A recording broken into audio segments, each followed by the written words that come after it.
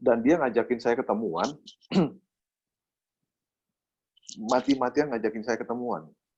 Dia bilang saya nggak mau kalau saya dibantuin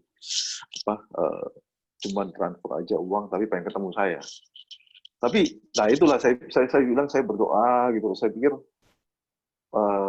apa maksudnya Tuhan? Maksudnya apakah saya harus bertemu atau tidak gitu? Karena saya juga nggak mau bikin orang mengecewakan orang lain juga gitu.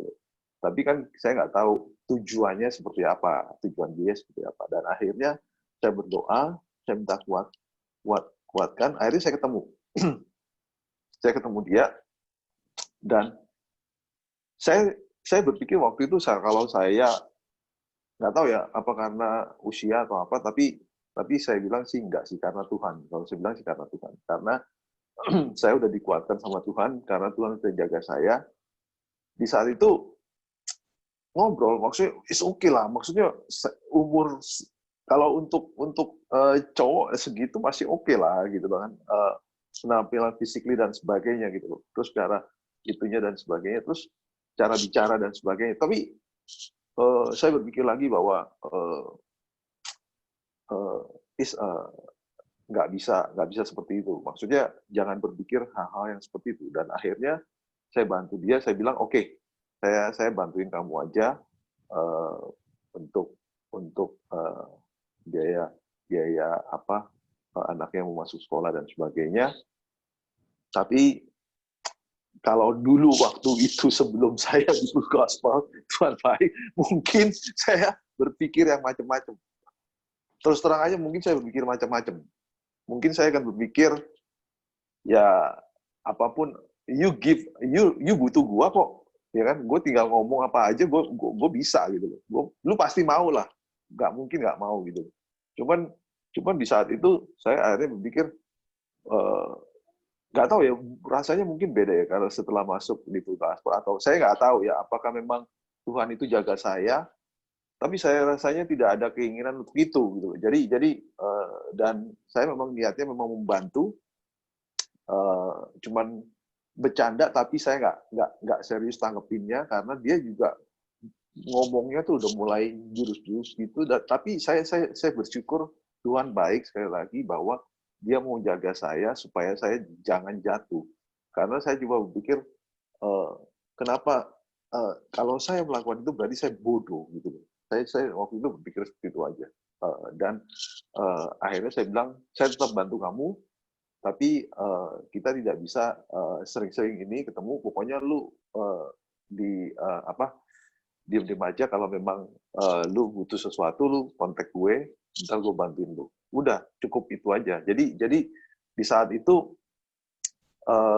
saya merasa apa yang terjadi di dalam kehidupan saya dalam menjaga suatu hawa nafsu itu, setelah masuk full gospel memang ada remnya gitu loh. Jadi ternyata remnya itu tambahan rem gitu loh. Jadi mungkin karena Tuhan mulai menjaga saya setelah saya membaca firman Tuhan, setelah saya dengerin fellowship dari teman-teman gitu kan. Besi menajamkan besi dan manusia menajamkan manusia.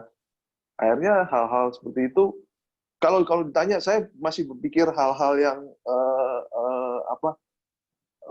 seksual dan sebagainya, masih dong. Wajar, gue laki-laki men. Gue kirain gue banci gitu kan. Kagak gitu. Cuman intinya untuk berbuat sesuatu yang melebihi itu saya mungkin mulai dijaga sama Tuhan. Jadi mungkin dulu sebelum masuk full gospel, keinginan itu mungkin lebih besar daripada sekarang gitu loh. Cuman setelah itu setelah masuk full gospel, baca firman Tuhan everyday dan mendekati itu dekat dengan teman-teman sekalian, dikuatkan, mulai berkurang. Tapi saya nggak tahu ya, ini kan buat saya sendiri, nggak tahu orang lain. Kalau orang lain mungkin bisa, ada yang tidak. Tapi saya nggak tahu. Saya nggak bilang bahwa orang lain nggak bisa terus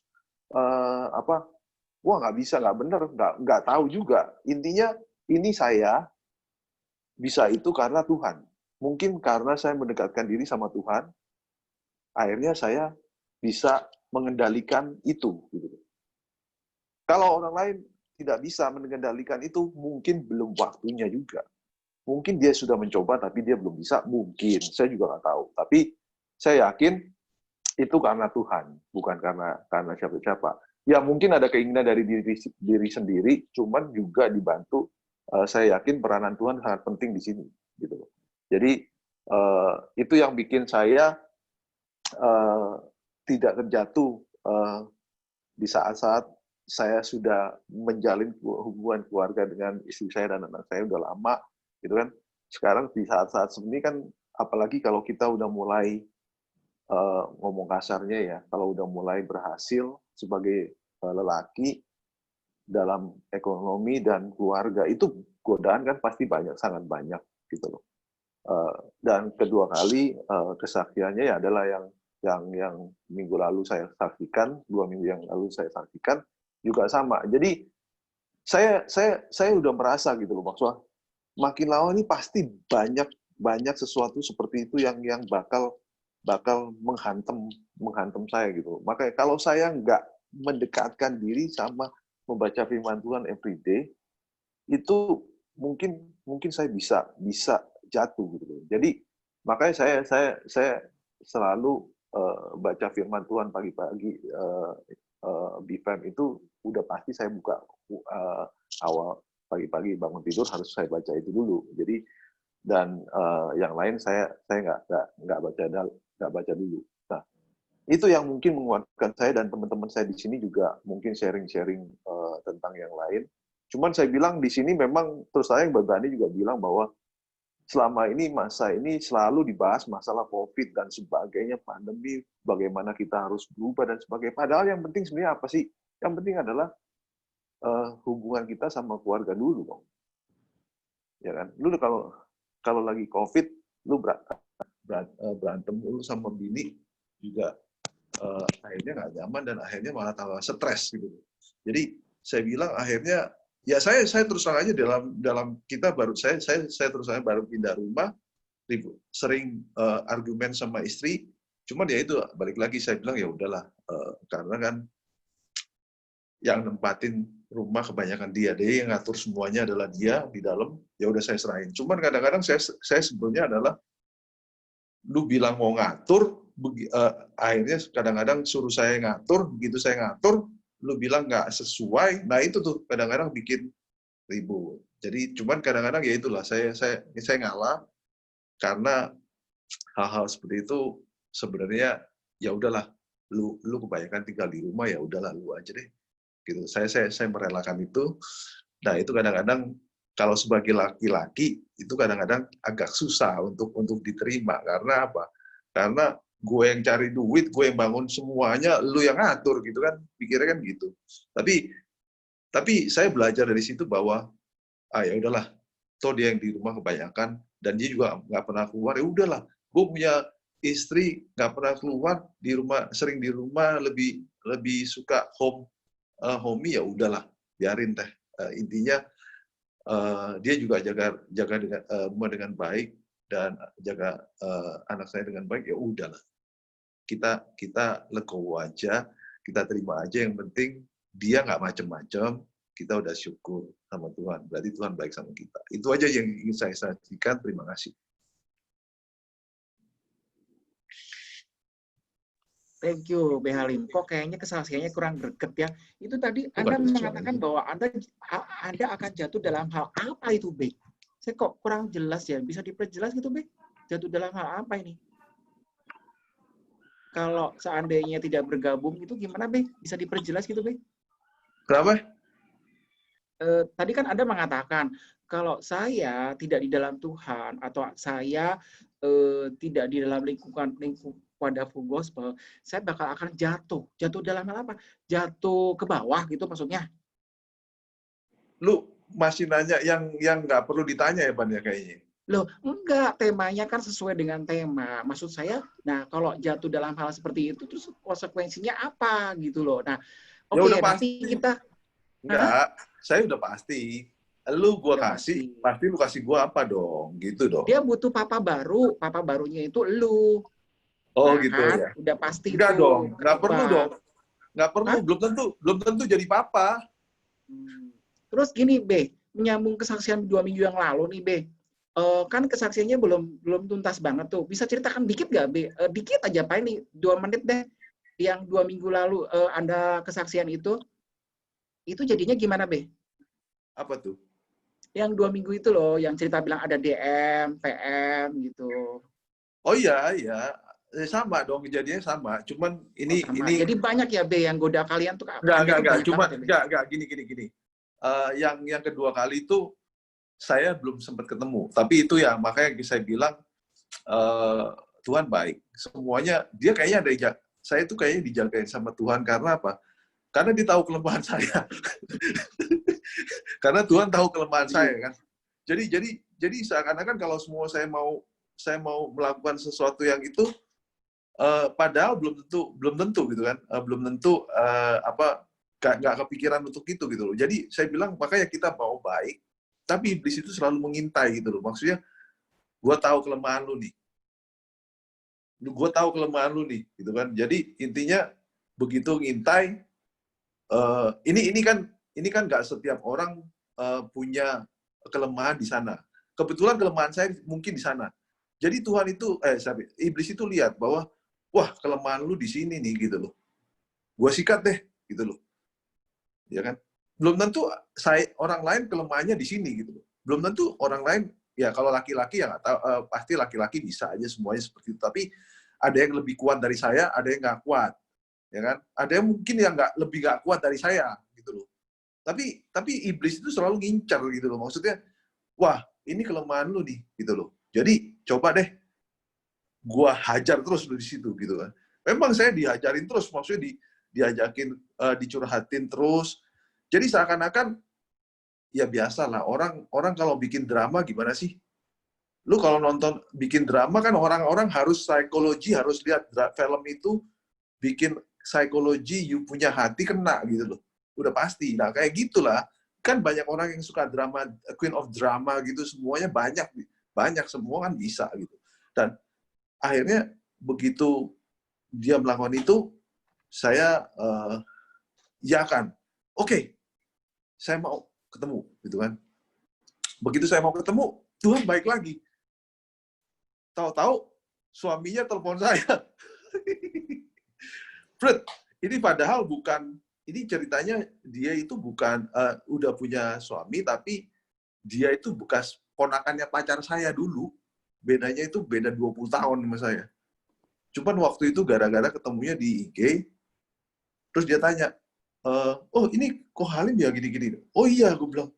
Oh, terus akhirnya ngobrol-ngobrol. Nah, dia mulai curhat.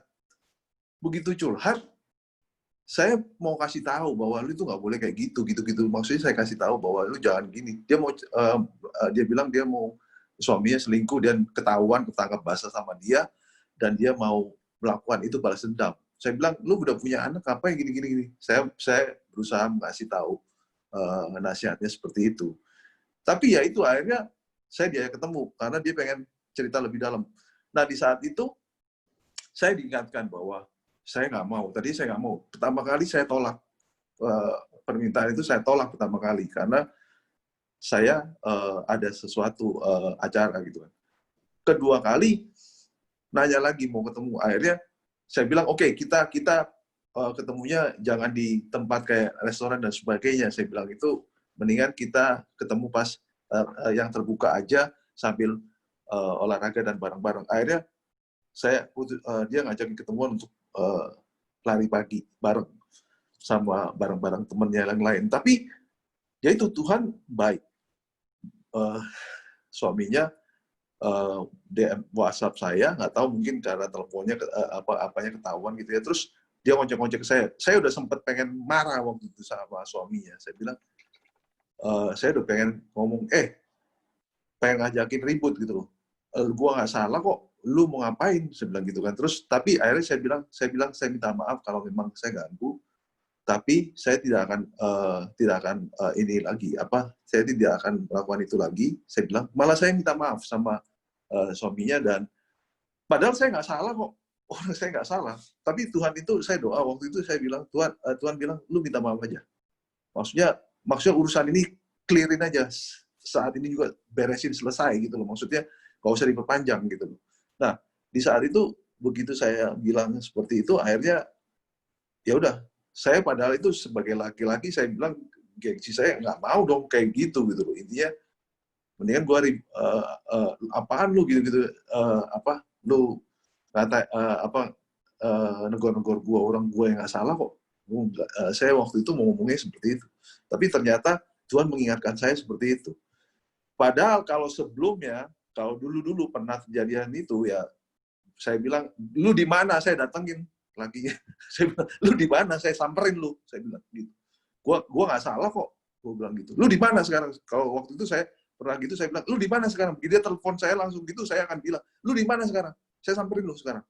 Gitu. Nah, sekarang begitu saya masuk full gospel, beda loh.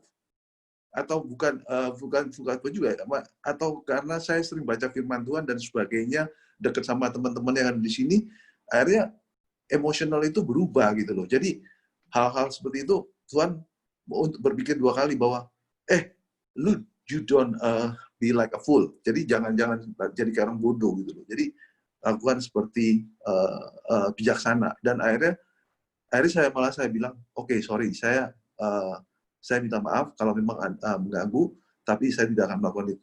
Terus akhirnya saya juga nggak bilang bahwa istrinya kamu itu curhat sama saya. Saya nggak cerita loh.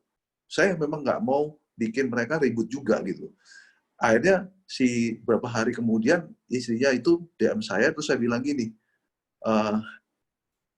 terus dia bilang gini, itu nama suaminya sebutin WhatsApp pokok ya, dia bilang. Iya, terus saya bilang, kamu itu gimana sih, orang kita nggak ngapa-ngapain, suaminya kamu ngomong sembarangan. Saya cuma WhatsApp dia gitu. Saya nggak mau ngomong sama kamu lagi kalau kayak gini caranya loh, saya bilang. Ini kacau nih, saya bilang gini. Terus akhirnya dia minta saya sorry, dan akhirnya udah selesai. Saya udah nggak mau lagi, karena makanya saya bilang iblis itu ngincer kelemahan kita. Nah, kebetulan kelemahan saya itu adanya di situ, diincar sama iblis. Spread. Jadi, makanya saya bilang ini penguatan ini harus pendekatan ini harus terus. Karena apa? Karena saya yakin dia tahu kelemahan saya. Saya pasti dihantamnya di situ terus. Gitu. Jadi saya harus kuat terus di dalam firman Tuhan itu, dan intim dengan Tuhan Yesus. Itu aja.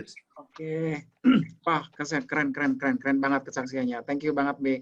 Sebenarnya banyak banget pertanyaan, tapi ini semua akan ada waktunya. Nanti kita akan tanya-tanya lebih lanjut. Tapi intinya adalah bahwa kita itu memang harus mendekatkan diri kepada Tuhan. Godaan apapun. Kalau kita sebagai seorang pria, kita pasti godaannya adalah ya itu tadi, seperti itu gitu ya. Oke, tanpa lama-lama kita akan persilakan kepada Pak Himawan yang akan membawakan sharing pada malam hari ini, topik pada malam hari ini. Pak Himawan itu adalah beliau sekarang bekerja di Family First, seorang direktur utama di Family First ya Pak ya. Nanti Bapak persilakan waktu dan tempat, persilakan Pak untuk perkenalkan juga. Terima kasih Pak. Ya, terima kasih Bebani. Makasih juga untuk B. Halim, lama nggak ketemu gitu ya. Rasanya belum ada setahun nggak ketemu, tapi rambutnya udah putih semua B. Halim ya. Iya nih Pak. Saya tua keladi tuh Pak. Saya mau jadi gantiin Pak Ardian Pak. Wis, mantap. Siap. Rambutnya udah sama kayak saya Pak. Wah, ya. Berarti kalau rambutnya udah sama, berarti nanti posisinya juga sama ya, jadi ketum. Jadi national president. Malam juga B. Peter ya, malam juga B. Simon semuanya. Banyak sekali teman-teman yang B. Mars juga, Bro Mars juga gitu ya. Senang bisa ketemu lagi malam hari ini. Nah, ketika saya dikontak sama Bebani gitu ya, terus dikasih judul itu, terus terang saya juga bingung gitu ya. Bingungnya dua hal. Satu, ini yakin nih mau ngomongin soal ini gitu ya. Tapi karena saya ingat ya, ini kan full gospel cowok semua ya. Jadi saya langsung bilang sama Bebani gitu, oke boleh, tapi saya mau belak-belakan ya, Maksudnya gitu loh, kita nggak usah berjaim-jaim gitu ya. Ini memang satu topik yang dan ngomongnya juga pas gitu ya. Ngomongnya mulai jam 9 kurang seperempat pas banget. Karena selesai chapter nanti bisa praktek sama istri masing-masing. Bagi yang sudah menikah. Bagi yang belum menikah tahan ya, tahan, sabar, sabar gitu ya. Jangan Haleluya. juga jangan juga cari yang lain-lain gitu ya. Oke. Nah, bicara soal wisdom of sexuality.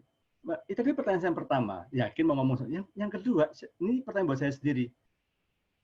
Kenapa saya ya yang suruh ngomongin gini gitu ya? Kenapa saya? Kenapa nggak yang lain gitu kan? Kan ada apa namanya Dr. Boyke, ada banyak juga pakar-pakar seksolog gitu. Kenapa kok saya gitu ya? Tadinya malah Halim Pak ya mau ngomong. Nah, itu lebih bagus lagi malahan.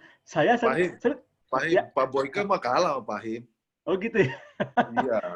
Saya tadi baru mau ngomong loh, nggak apa-apa, jatah saya kasih ke B. Halim, nggak apa-apa, nanti itu tas gitu. Nggak Pak, Tuhan sudah milih Pak Himawan.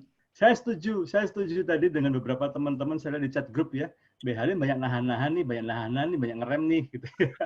Iya, saya kira kalau apa namanya, di lain kesempatan saya kira tinggal dikulik dikit lagi, langsung kebongkar semua pasti itu tadi ceritanya. Anyway, gitu ya. Saya setuju tadi dengan B. Halim mengatakan gitu ya. Iblis itu pinter ya. Iblis itu pinter ya. Udah saja pinter. Dia udah ribuan tahun sebelum kita ada, dia udah ada gitu ya. Dan strateginya juga luar biasa. Tapi satu hal yang saya melihat, salah satu pola yang digunakan si iblis itu apa untuk jatuhin kita. Dia tahu persis apa kelemahan kita. Karena dia tahu masa lalu kita dan tidak ada satupun di antara kita, termasuk saya yang lagi ngomong ini, itu punya masa lalu yang benar-benar clean, bersih, itu nggak ada. So, dia tahu semua jatuh bangun kita di mana, berkali-kali mungkin jatuh bangun di satu hal tertentu. Jadi iblis langsung catat tuh, ini kelemahannya di sini nih. Ini ibaratnya kalau film-film kungfu, mungkin dulu teman-teman suka nonton gitu ya, ada yang jago, kayaknya punya titik kebal semua gitu ya. Ternyata ada satu titik dia nggak kebal. Ada yang titiknya pas di kemaluannya, ada yang titiknya pas di langit-langit, pokoknya ada satu aja yang nggak kebal gitu ya. Kalau film kungfu kan gitu kira-kira ya. Nah, itu pasti kan dikejar, dihajar di situ terus.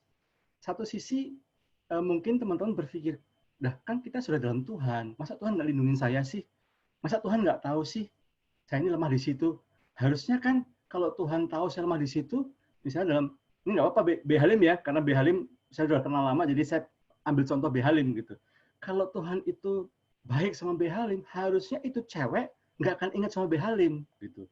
Nggak tahu deh, dibuat nggak tahu deh, dibuat lupa deh, atau dibuat gimana caranya nggak bisa kontak deh, somehow nggak bisa kontak. Harusnya kan Tuhan lindungin ya, kalau tahu nih kelemahannya di situ gitu ya. Atau kadang-kadang banyak orang yang berpikir begini, kalau ini berapa kasus ya, mereka-mereka yang selingkuh gitu ya. Kalau Tuhan itu nggak suka saya selingkuh, nggak berkenan saya selingkuh, harusnya Tuhan stop dong. Gitu. Harusnya Tuhan stop dong. Tapi kenapa kok sampai hari ini kok sepertinya Tuhan nggak ngapa-ngapain saya? Gitu. Berarti kan perselingkuhan ini Tuhan berkenan dong. Lah tuh, ya model begini nih, ini model begini, ini model bonek nih gini nih, gitu ya. Nah tapi saya memang menggarisbawahi apa yang tadi B. Halim, bahwa iblis itu seringkali pakai titik lemah kita. Di sisi yang lain Tuhan juga izinkan itu terjadi. Lucu ya, Tuhan izinkan terjadi. Tapi satu hal yang kita nggak boleh lupa, kalau Tuhan izinkan itu terjadi, pasti Tuhan punya maksud dalam kehidupan kita. Yes. Gitu. Teman-teman semua pasti pernah ngalamin sekolah deh, gitu ya. Nah, sekolah itu dari mana kita bisa tahu bahwa semua yang diajarin guru kita tuh masuk ke otak kita udah nangkep apa maunya guru dari mana? Kasih ulangan kan? Kasih ujian kan? Nah, ada guru yang baik, boleh open book. Tapi biasanya kan guru nggak boleh open book ya. Gitu. Nah, biasanya ketika kita ulangan, ketika kita ujian, kira-kira guru kita akan ngasih tahu kita nggak jawabannya apa? Enggak. Enggak. Kenapa? Karena satu, guru kita udah ngasih tahu. Ya, semua pengetahuannya mau diuji kan guru kita udah ngasih tahu kita dulu. Guru kita udah ngasih pengumuman. tanggal sekian kita ulangan. Guru kita udah ngasih tahu baca dari bab segini sampai segini, gitu ya. Jadi sebetulnya guru kita udah ngasih tahu. Nah, ketika ulangan, guru kita diem, nggak apa-ngapain. Karena apa? Berharap dan percaya bahwa kita udah persiapan, kita udah tahu, gitu. Nah, kalau kita gagal misalnya nilai kita kurang bagus, maka di banyak sekolah ada yang namanya remedial, diulang lagi ya, diulang. Kadang bisa sekali cukup, diulang sekali cukup. Kadang memang perlu sampai 2 kali sampai itu dapat nilai yang bagus. Supaya apa? Untuk memastikan kita benar-benar ngerti. Nah, seringkali Tuhan izinkan kita diuji dalam tanda kutip. Karena Tuhan sudah tahu bahwa ujian yang akan kita alami itu Tuhan sudah ukur. Ini anakku harusnya sanggup mengatasi. Kenapa? Karena sudah berhari-hari dia bergaul sama aku, udah tak ajarin. Udah tak kasih tahu. Tiap hari baca Alkitab. Terus kalau pertemuan chapter full gospel dikasih teman-teman yang bisa bersaksi gitu ya, bagaimana kebaikan Tuhan. Mungkin juga Tuhan izinkan ketemu teman-teman baru yang punya pergumulan yang sama, punya dosa yang pernah jatuh di dosa yang sama, tapi dia bisa menang. Supaya apa? Supaya kasih kekuatan buat kita. Dia aja bisa menang kok, berarti saya juga bisa dong gitu. Itu cara Tuhan ngasih tahu kita siap-siap supaya ketika Tuhan izinkan ada ujian, harusnya kita bisa mengerjakan dan kita bisa menang. Setuju teman-teman ya? Nah, kenapa ngomong mengenai seks ini penting sekali? Saya ingat sekali cerita tentang Yusuf ya. Kita sama-sama tahu Yusuf lah, itu di Alkitab. Yusuf itu kurang apa sih? Yusuf itu kalau secara rohani udah luar biasa loh. Maksudnya udah dapat penglihatan, dapat mimpi gitu ya. Luar biasa. Dia juga dibesarkan dengan orang tua yang baik ya. Yakub itu kurang apa coba? Jago bisnis ya, takut akan Tuhan ya kan? Nah, yang ini jangan ditiru, bininya 4, yang ditiru yang ini ya. jangan yang ditiru. Biar yang seberang aja yang niru ya, kita jangan. Ini yang ditiru gitu ya. Tapi Yusuf ini tetap ketika kita sama-sama tahu ceritanya, ketika dia dimusuhi kakak-kakaknya yang iri sama dia, kemudian dijual ke rumah Potifar, ketika Tuhan menyertai dia sehingga dia jadi orang yang ahli, yang cakap, bisa manage semua rumahnya Potifar dengan baik, ya semua dia percayain ke Yusuf kecuali satu, istrinya sendiri. Nah, ketika si tante Potifar yang jablay istilahnya gitu ya, mungkin karena sering tinggal suaminya, sibuk terus, kesepian akhirnya si istrinya Potifar ini, dia mulai godain Yusuf. Yusuf yang sudah hebat kayak gitu secara rohani ya, itu aja lari loh. Bukan lari mendekat, lari menjauh. Dari situ sebetulnya kita sudah bisa belajar bahwa banyak pria, nggak cuma Behalim, nggak cuma mungkin beberapa teman-teman di sini, nggak cuma beberapa teman-teman mungkin juga di lingkungan full gospel juga saya yakin, saya tahu banyak yang bergumul dalam hal ini, tapi hampir di seluruh dunia banyak pria yang bergumul dengan masalah ini. Karena masalah seksualitas ini, teman-teman, ini masalah yang kalau teman saya bilang ngeri-ngeri sedap. Ngomonginnya ngeri, ya. Efeknya kalau kita nggak hati-hati ngeri, tapi teman saya sambil bercanda dia bilang gini, tapi pas dipraktekinnya sedap, gitu. Kalau dipraktekin dengan benar tapi ya, itu sedap, tapi ngeri ngomongin soal itu, gitu. Nah, bicara soal seksualitas buat kita para pria, saya mau ini ya, sesekali saya akan tunjukkan PowerPoint ya, kalau teman-teman semua mau foto silahkan, tapi mohon maaf saya nggak bisa bagikan handout-nya, tapi kalau teman-teman melihat ada yang diberkati dengan PowerPoint yang saya tayangkan, langsung saja jangan sungkan-sungkan untuk difoto gitu ya. Ya, oke. Nah, ini saya kira kita harus mulai dari sini. Ibrani 13 ayat 4 gitu ya. Hendaklah kamu semua penuh hormat terhadap perkawinan dan janganlah kamu mencemarkan tempat tidur. Sebab orang-orang sundal dan pejinah akan dihakimi Allah.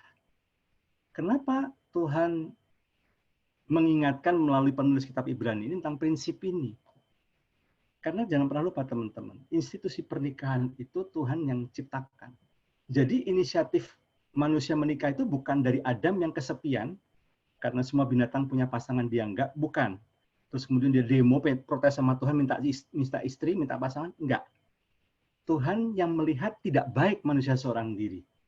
Tuhan sudah lihat itu. Karena itu perlu dikasih teman, penolong yang sepadan. Lalu diciptakanlah Hawa. Ya. Lalu setelah diciptakan Hawa, dipertemukan dengan Adam, ya, mundur di kitab Kejadian pasal 1, Allah memberkati mereka. Ya. Allah memberkati mereka, dikasih perintah, beranak cucu, bertambah banyak. Artinya setelah pernikahan Adam dan Hawa diresmikan dalam berkat Tuhan, maka Tuhan kasih hadiah yang namanya seks. Sebagai hadiah untuk dinikmati dalam konteks pernikahan. Supaya apa? Bisa menghasilkan keturunan yang memenuhi bumi, menaklukkan bumi, dan menguasai. Atau diperjelas dalam kitab Maleakhi, keturunan ilahi, satu generasi mencerminkan karakter Tuhan. Itu tujuannya Tuhan menciptakan pernikahan. Dan ciptaan Tuhan itu baik adanya. Karena itu Tuhan nggak seneng kalau sampai institusi yang baik yang Tuhan ciptakan ini dikotori oleh namanya perzinahan. Bahkan di dalam kitab Maleakhi pun nanti kalau teman-teman lihat ya, teman-teman baca dulu nanti boleh dilihat gitu ya. Maleakhi 2:15-16 bicara soal Tuhan melalui Nabi Maleakhi mengingatkan kembali tujuan dari pernikahan itu menghasilkan keturunan ilahi. Karena itu jangan sampai engkau berkhianat, jangan sampai engkau tidak setia pada istri dari masa mudamu. Karena pada waktu itu, perlu teman-teman, buat teman-teman juga kita refresh kembali gitu ya. Ketika di tahun di mana Nabi Maleakhi ngomong itu, bangsa Israel sedang kacau balau, mereka beribadah, tetap bakar persembahan, tapi seolah-olah Tuhan nggak dengar. Mereka mengalami kekeringan, mereka mengalami masalah, mereka mengalami paceklik gitu ya. Dan mereka jerit sama Tuhan, kenapa kok Tuhan nggak berkenan sama doa kami? Di Maleakhi 2:13 Tuhan jawab, kamu bingung kan kenapa doamu nggak dijawab? Kamu bingung kenapa persembahanmu nggak aku hiraukan? Karena kamu sudah tidak setia terhadap istri dari masa mudamu. Ketidaksetiaan alias perzinahan alias perselingkuhan itu Tuhan nggak berkenan. Sampai satu bangsa aja mengalami kekeringan loh, disetop berkatnya loh. Cuma gara-gara itu loh. Kenapa? Karena Tuhan menghormati yang namanya pernikahan ini. Karena Tuhan menghormati institusi yang dia ciptakan sendiri. Nah mungkin beberapa teman-teman bingung gini, kalau memang Tuhan menciptakan institusi pernikahan, apa ada yang cerai? Apa ada yang berkhianat? Apa ada yang selingkuh? Gitu. Nomor 1, ya, sejak kejatuhan manusia dalam dosa, maka kecenderungan manusia sampai hari ini lebih gampang berbuat dosa daripada melakukan hal yang benar. Itu 1. Ya. Yang kedua, institusi ciptaan Tuhan itu baik. Semua ciptaan Tuhan itu baik. Kalau terjadi kegagalan dalam pernikahan, bukan institusinya yang gagal, bukan lembaga pernikahannya yang gagal, tetapi manusianya yang gagal. Karena sejak kejatuhan manusia dalam dosa, manusia itu kalau tidak dekat sama Tuhan, gak akan punya kekuatan untuk mempertahankan komitmen. Gitu. Kita nggak usah muluk-muluk soal komitmen keimanan dulu deh, gitu ya. Nih, beberapa teman-teman nih, ya, tenang. Saya bukan petugas pajak, saya mau cek berapa teman-teman yang hobi sepedaan kalau pagi. Coba kasih jempol. Halim, Pak. Halim. Ya. Saya enggak. Saya lari, Pak. Saya lari, Pak. Wah, B. Markus, apa kabar? B. Valen. Baik, B. Himawan. Ya, mantap, mantap. Siapa yang sepedaan? Tolong diacungkan jempolnya. Nggak ada, Pak. Nggak ada ya? Oke, yang nge-gym. Oke, kalau nggak ada yang nge-gym. Ya? Bro Yusuf tuh, Pak. Bro Yusuf sepedaan. Bro Yusuf ya, sepedaan ya. Oke. Atau olahraga deh. Ya, sepedaan, nge-gym misalnya. Gitu ya. Nah, kira-kira kalau kita nggak ada temennya nih, bisa konsisten nggak? Jujur nih. Iya, betul. Nggak bisa kan? Ya. Jadi butuh dukungan orang lain kan? Butuh yang kasih semangat, butuh yang kasih kompor. Bahkan sekarang beberapa sepeda tuh pada coach-nya tuh. Ada coach-nya. Nah, satunya Pak Andreas tuh. Senior kita. Itu coach sepeda gitu ya. Dia yang kasih semangat kan? Nanti mungkin ada beberapa teman-teman yang, aduh saya malas deh kemarin habis sampai malam, sampai pagi nonton München lawan PSG kalah lagi, gitu, misalnya gitu ya. Waduh, Pak, lagi, Pak. Iya, mohon maaf lagi trending soalnya, mohon maaf. Saya coba untuk update gitu. Tapi by the way saya sendiri fansnya MU ya, bukan fansnya München. Tapi saya ikut bersukacita dengan München sama-sama merahnya soalnya. Anyway, itu kan si coach ini kan yang ngasih semangat kan, gitu. Ayo, saya ingat tuh saya pernah ikut sepedaannya Pak An tuh, gitu ya. Sampai kilometer berapa saya udah mulai agak lelah itu ya, Pak An langsung, ayo Him, ayo, bisa, ayo, yuk. Dia sengaja ngerem, nemenin saya gitu ya, ngasih semangat. Gimana Him, atur napas. Mau berhenti sebentar nggak? Karena kita ada orang yang dampingin kita, gitu. Ada yang coach kita. Nah, dosa seksual, kenapa bisa terjadi? Salah satunya karena kita sering tanpa sadar kita kesepian, kita sendirian. Padahal tuh Tuhan sudah lihat, kita tuh para cowok itu bahaya kalau kita tuh kesepian. Serius loh. Bener. Saya kalau seminar-seminar Pak Sutri ya, saya sering ngingetin ibu-ibu, Bu, tuh suamimu ya, meskipun yang kau lihat tuh sebelahmu mungkin ada botak kayak saya gitu ya, rambutnya udah tipis, udah gemuk gitu ya. Jangan kira nggak ada yang ngelirik. Oh, iya. Serius loh, untuk setiap bentuk tubuh fisik itu ada pangsa pasarnya sendiri-sendiri. Ada yang demen memang sama yang botak-botak, ada yang demen sama yang gemuk-gemuk. Ada, itu masing-masing punya pangsa pasarnya sendiri-sendiri. Jadi hati-hati sekali. Hati-hati sekali. Oh, saya juga. Itu rambut putih, Pak Himawan. Gimana? Rambut putih. Pangsa pasarnya tinggi. Banyak yang minat rambut putih itu. Wah, rambut putih apalagi itu? Karena rambut putih tanda kemapanan, tanda kebijaksanaan, tanda kematangan. Wow, itu harganya. Wah, itu keren tinggi. Itu. Gue baru tahu ternyata dulu pakai rambut putih begitu toh, Be. Aduh, kok. Biasanya suka yang kacamata, Pak. Oh gitu ya. Pinter. Tampangnya pinter, Pak. Kalau kacamata. Pinter ngatur duit, Pak.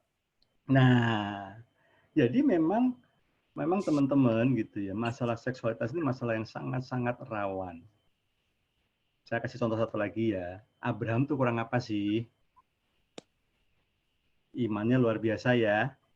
Gitu. Takut akan Tuhan luar biasa. Ya kan? Satu masalahnya nggak punya anak. Sama istrinya dapat hikmat dalam tanda kutip ya. Ini deh, pembantu kita aja deh. Lu ambil deh jadi istri. Nggak tanya Tuhan lagi tuh. Nggak ada ceritanya Abraham doa dulu tanya sama Tuhan bener apa enggak. Enggak, langsung diembat juga kok. Iya, ngikutin bini Pak malah. Iya, ya kan? Artinya apa? Masalah seksualitas itu kita para pria itu kita mesti hati-hati banget loh. Kenapa? Karena memang kita lemah di situ gitu. Nanti saya akan sampai ke sana secara biologis bisa dijelaskan kenapa kita lemah di bagian situ secara biologis nanti ya. Nah, Pak, kalau lawan jenis sih nggak apa-apa, Pak. Kalau jangan sampai yang sesama jenis loh, Pak. Jeruk makan jeruk itu bahaya lagi itu memang. Jadi ya teman-teman ya, saya mau ngomong ini nih, mengingat satu hal nih gitu ya. Kita harus balik lagi kepada apa sih yang Tuhan mau berkaitan masalah seksualitas ini. Kenapa? Karena kita pakai analogi yang simple aja. Ini kan B. Halim, B. Peter kan di properti, main properti ya. Mungkin beberapa teman-teman juga ngerti lah tentang prinsip bangunan ya, prinsip sebuah bangunan. Kalau kita membangun sesuatu kan pasti ada blueprint-nya dulu ya. Nah, nanti setelah jadi bangunannya, mungkin setelah berapa tahun itu kan masih ada pengembangan, perubahan segala macamnya. Tapi setelah sekian lama, in case kalau ada masalah lagi, gimana cara memperbaikinya? Balik lagi lihat ke blueprint-nya. Betul nggak teman-teman ya? Balik lagi ke rencana awalnya, bangunannya buat apa nih? Gitu. Perkara ada pengembangan nggak apa-apa, tapi kenapa kok ada masalah nggak selesai-selesai? Yuk kita balik lagi ke fondasi, ke blueprint awalnya. Ini peruntukannya gimana, sistem plumbingnya gimana, sistem WTP-nya gimana, dilihat lagi dari rencana awalnya dulu gimana nih, sehingga bisa ketahuan problemnya di mana, kenapa kok bisa salah, gitu ya. Sama dalam seks juga demikian. Kita balik lagi pada blueprint-nya Tuhan. Apa sih yang Tuhan mau tentang seks? Dalam kitab Kejadian jelas banget Tuhan kasih seks itu kepada Adam dan Hawa yang sudah diberkati. Artinya Tuhan itu maunya namanya seks itu dalam konteks pernikahan. Itu satu. Yang kedua, Tuhan kasih mandat beranak cucu, bertambah banyak, penuhi bumi, taklukkan itu. Jadi seks dalam pernikahan bukan cuma buat produksi anak, maaf bahasa saya, atau istilah kerennya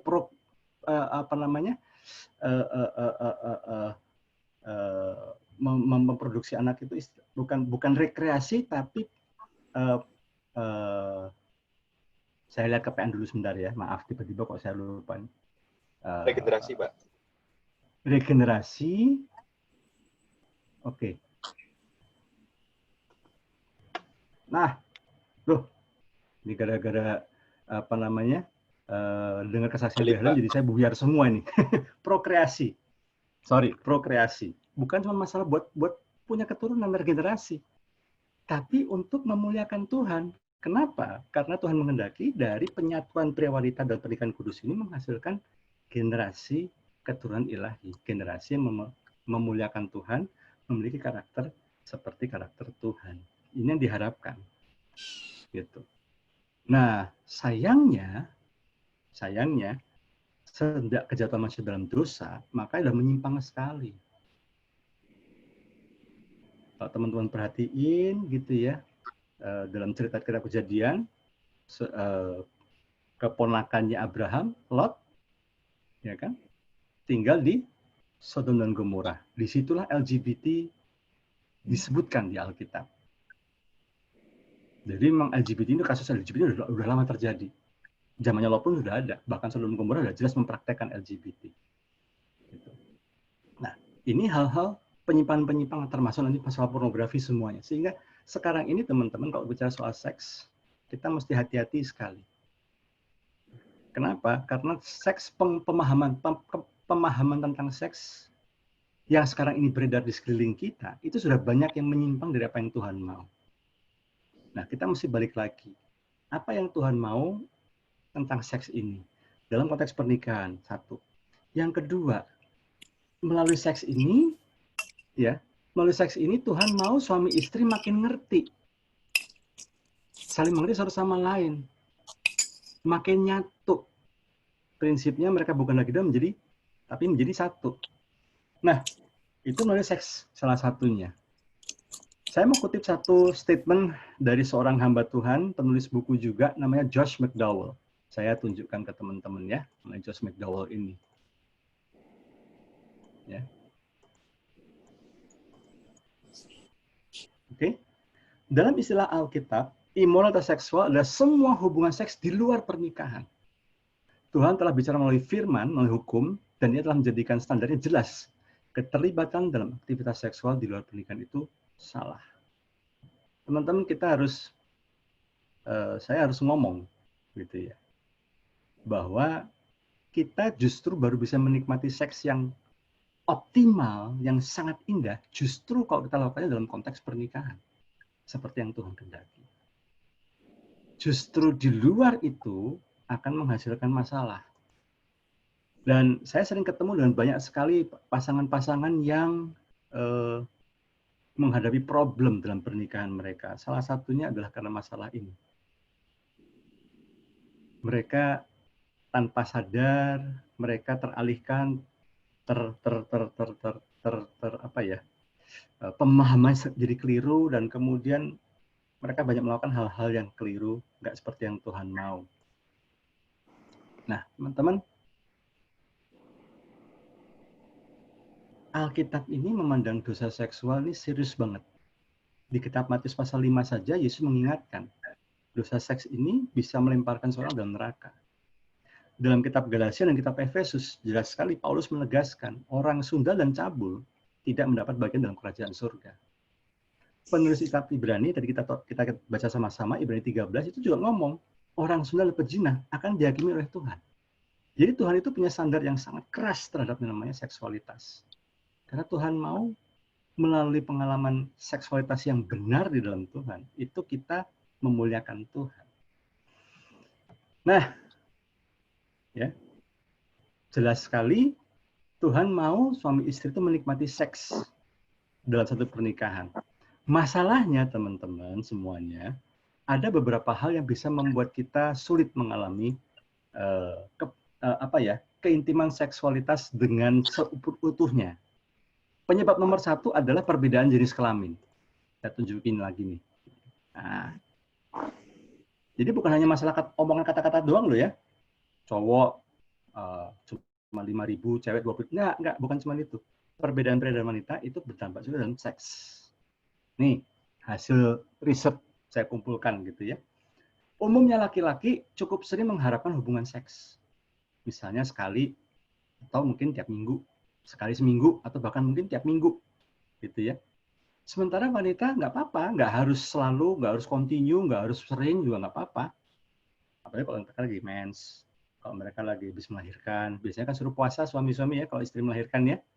Atau ketika hamil muda, apalagi sudah lama nggak bisa punya anak, terus pas bisa hamil, biasanya dokter minta suami puasa dulu ya, biar memastikan supaya janinnya benar-benar kuat. Kalau janinnya udah kuat, biasanya masuk bulan keempat, kelima, udah relatif stabil, nah itu boleh hubungan, tapi itu pun juga ada caranya, dokter akan nuntun.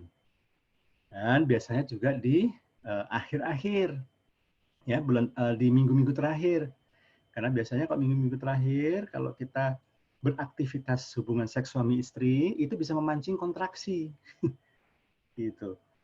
Nah, belum juga ada pertimbangan-pertimbangan risiko janin dan segala macamnya. Nah, biasanya begitu banyak faktor. Nah, kalau laki, kenapa kok gampang banget jatuh dalam dosa seks? Karena memang Tuhan izinkan kita tuh punya kelebihan sekaligus kelemahan kita di mata. Cuma ngeliat tubuh perempuan aja kita bisa nafsu tuh, gitu. Perhatiin aja deh kalau nonton pameran mobil. Kalau yang jaga saya kan nggak laku-laku mobilnya. Yang jaga memang harus noni-noni, bening gitu ya, putih, terus bajunya seksi. Kalau perlu seirit mungkin bajunya. Nah, itu cepat laku biasanya. Gitu.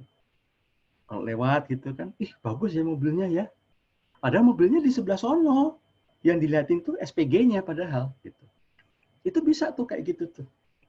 Nah, kalau wanita, yang benar ya saya ngomong ya, ini yang benar dulu nih saya ngomong nih. Wanita yang benar biasanya mereka bisa termotivasi atau terpancing untuk berhubungan seks karena masalah relasi. Ada ngobrol, merasa didengar, merasa dicintai, merasa dikasihi, ada sentuhan-sentuhan, ada keintiman, baru bisa menikmati seks. Nah, kecuali kalau yang di itu ya, yang di Mangga Besar ya, dan sekitarnya, mungkin juga di daerah Gading Serpong juga ada tuh ya. Ada juga tuh tempat-tempat seperti itu tuh ya. Di Serpong apalagi juga ada tuh gitu. Nah, itu lain lagi kalau itu memang benar-benar mereka hanya untuk profesional. Mereka pikir mereka cuma begitu caranya cari duit, ya mereka memberikan tubuh mereka gitu. Itu kok bisa, Pak? Nah, ya mereka terpaksa. Tapi apa mereka menikmati? Enggak. Karena seringkali mereka cuma pura-pura aja. Berdrama-drama, tadi pinjam istilahnya Bi Halim. Wah, cuma drama doang padahal. Karena dia pikir gini, wah kalau gua pura-pura gimana nanti kan lebih asik nih si bos nih. Nah, nanti gua tipnya dapatnya lebih banyak gitu. Si bosnya pikir, wah gua hebat nih. Dia nggak sadar dia sedang diperas. Bagi si perempuan, si bos ini cuma mesin ATM doang. Nah, untuk mendapatkan duitnya, kalau memang dia harus pura-pura seperti itu, nggak apa-apa. Yang penting habis itu tipnya kenceng gitu. Ya. Pria hampir selalu bisa menikmati hubungan seks. Kalau wanita perlu kedekatan dulu. Pria itu kalau lagi nafsu itu bisa cepat sekali. Kalau naik mobil itu kayak mobil mesin bensin gitu. Responsif banget, injek gasnya langsung weng. Nah, kalau wanita itu seperti mesin diesel. Gaspol nggak langsung kenceng. Perlu waktu. Narik dulu. Atau seperti didihin air. Ya kan nggak langsung kan, begitu kita nyalain kompor langsung mendidih airnya. Enggak, kan bertahap dulu. Gitu. Nah, ini kalau dibuat apa namanya? Kalau dibuat grafiknya, kira-kira begini grafiknya. Nah, teman-teman, banyak yang nggak tahu soal hal ini. Dipikir, hajar aja deh gitu ya. Tapi kok tahu-tahu, kok saya udah, bini saya belum ya, dok? Saya udah. Kamu udah belum? Belum. Ah, kok lu? Gua udah. Lah kalau lu udah gimana sih? Gue belum apa-apa nih. Panas aja juga belum. Gitu. Ah, gimana nih? Pria yang nggak ngerti soal grafik ini berpikir, wah dia bermasalah. Makanya langsung tuh ke Hemuruk tuh, beli pil biru. Ya, pil nomor sekian. Apa yang warnanya pink, sekarang nggak tahu lah gitu ya. Nah, beli yang gitu-gitu tuh. Oh, mungkin masalah gaya, perlu gaya tuh. Makanya belajar Kama Sutra. Ya, gaya nungging, gaya kayang, gaya belipet-lipet, nggak keruan gitu ya. Dipikir gara-gara itu. Enggak. Bukan masalah itu. Bukan masalah gaya, bukan masalah obat. Ini memang Tuhan sudah create demikian. Pria itu memang cepat sekali naiknya. Seperti garis lurus tuh. Kelihatan di gambar ya. Shoot. Gitu. Sementara wanita perlu waktu, bertahap, pelan-pelan. Gitu. Itu kenapa kalau saya dalam berbagai kesempatan seminar, saya selalu ngomong gini. Dalam banyak hal, dalam rumah tangga, pria memimpin. Tapi khusus dalam hal hubungan seks, suami istri ya, harus wanita yang memimpin. Karena dia ngerasa, dia tuh udah sampai di mana titiknya. Dia yang kasih komando, jangan dulu Pi, jangan, ntar, dikit lagi, ya, dikit. Nah, kalau dia udah mulai naik nih, ya, kalau di grafik tuh kira-kira udah mulai naik ini, ayo Pi, silakan masuk, hajar, biar bisa barengan. Itu. Izinkan istri memberi komando ketika berhubungan seks. Ngomong sama istri, lu kasih tahu kapan gue mesti masuk, biar kita bisa barengan. Tapi saya pernah ditanya begini, Pak, emang kalau hubungan seks suami istri itu harus barengan gitu Pak? Orgasme dua-duanya itu kayaknya paling top deh Pak. Saya bilang enggak. Karena tujuan hubungan seks dalam pernikahan dan suami istri bukan masalah orgasmenya. Bukan itu tujuannya. Apalagi sampai orgasme bareng-bareng. Nggak harus kali. Nggak harus. Tapi yang penting, ingat ya, wanita baru bisa berhubungan seks, menikmati hubungan seks dengan utuh kalau ada relasi, kalau ada kedekatan, ada keintiman. Itu sebetulnya dibutuhkan. Itu sebetulnya dikejar di dalam konteks pernikahan. Ya. Nah, bagi laki-laki, seks itu ya seks. Nggak ada hubungannya dengan tadi 10 menit yang lalu berantem. Bagi wanita nggak bisa, bagi istri. Satu paket, enak aja Pak. Barusan tadi marah-marah, ngata-ngatain saya. Istri nggak tahu diri, nggak bisa jaga penampilan, bla bla bla bla bla. Meskipun akhirnya minta maaf Pak. Nggak sampai 5 menit. Ini Pak, nyolek-nyolek saya minta jatah Pak. Kok bisa Pak ya? Saya masih panas, masih sakit hati. Kok dia udah ngulik minta jatah? Ya karena bagi pria nggak ada hubungannya sama tadi berantem. Itu udah selesai, apalagi udah minta maaf kan, udah tutup buku. Ini berhubungan dengan kebutuhan. harus ini udah penuh nih, kantong spermanya udah penuh nih. Udah diubun-ubun nih, harus dirilis, harus dibuang. Gitu. Bagi wanita nggak bisa. Ya. Pria bisa dengan mudah fokus hubungan pada hubungan seks. Nggak peduli ini. Lagi dar-der-dor, teroris pasang bom, bodo amat, gue lagi hubungan seks, fokus, fokus, hajar, tanggung nih, kelarin dulu, gitu. Sementara buat wanita, itu bisa turn off. Pada ketawa semua, Pak. Pahit. Meskipun saya nggak ngeliat wajahnya, saya bisa membayangkan. Pernah Pak, saya lagi gempa tuh hajar aja Pak. Nah, itu bodo amat. Sementara buat wanita nggak bisa. Nanti, apaan sih? Kok bau ini nih? Kamu belum mandi ya? Oh, aku pikir kamu udah mandi. Aduh, bau banget tuh, nggak bisa. Langsung turn off. Udah, jangan, nggak bisa. Batal. Aduh, nggak bisa. Sorry, landing dulu, landing lagi. Jadi take off. Udah, cancel, flight cancel. Gitu. Atau pas lagi hubungan, tiba-tiba anaknya, Mami, Daddy ngapain kok pintu dikunci? Waduh, bisa berantakan tuh, udah bubar. Bubar. Karena buat wanita begitu. Ya, jadi benar-benar moodnya harus dibangun betul-betul. Kalau pria, seks itu baru benar-benar terpuaskan kalau klimaks. Wanita gak harus. Masa sih Pak? Oh ya. Gitu ya Pak? Karena sekali lagi ya, dasarnya adalah love, feeling being loved, ya, merasa dikasihi, tabung emosinya tercukupi, ya, merasa bahagia, merasa aman. Kadang-kadang dia nggak bisa enjoy pun nggak apa-apa, yang penting kamu happy. Itu kenapa teman-teman, ya, kenapa saya bisa ngomong begini? Wanita, buat kita para pria, sampai umur 70-80 pun, kalau memang kita masih punya tenaga, masih kuat, ya hajar aja. Kita masih bisa hubungan. Abraham aja umur cepet aja bisa punya anak kok. Ya kan? Tapi buat wanita ada namanya menopause. Menopause itu biasanya di atas umur 50. Jadi udah golongan oversect maksudnya, di atas 50 gitu ya. Itu memang hormonnya sudah mulai berubah, tidak bisa lagi menghasilkan sel telur, ya kan, tidak lagi mengalami menstruasi, tapi juga ada efek lain daripada menopause ini, yaitu apa? Si wanita tidak bisa lagi menikmati seks. Jadi kalau ada nanti teman-teman ngalamin, ya, di atas umur 50, ketika kau tahu istrimu tidak bisa lagi menikmati hubungan seks, tapi ketika kau minta dia melayanimu dengan penuh sukacita, yakinlah itu karena cinta. Karena tabung emosinya sudah dipenuhkan. Nah mungkin BHN bingung kan, masa sih wanita, kok kayaknya ada yang wanita yang hypersex segala macam gitu. Nah itu juga butuh loh digituin, gitu ya. Biasanya wanita yang secara emosi tidak terpuaskan secara emosi. Ada ketidakamanan, ada merasa ketidakpercayaan, kekurang bahagiaan. Jadi ibaratnya kalau gelas itu rada retak gitu ya. Mereka mencoba mengkompensasi itu dengan seks.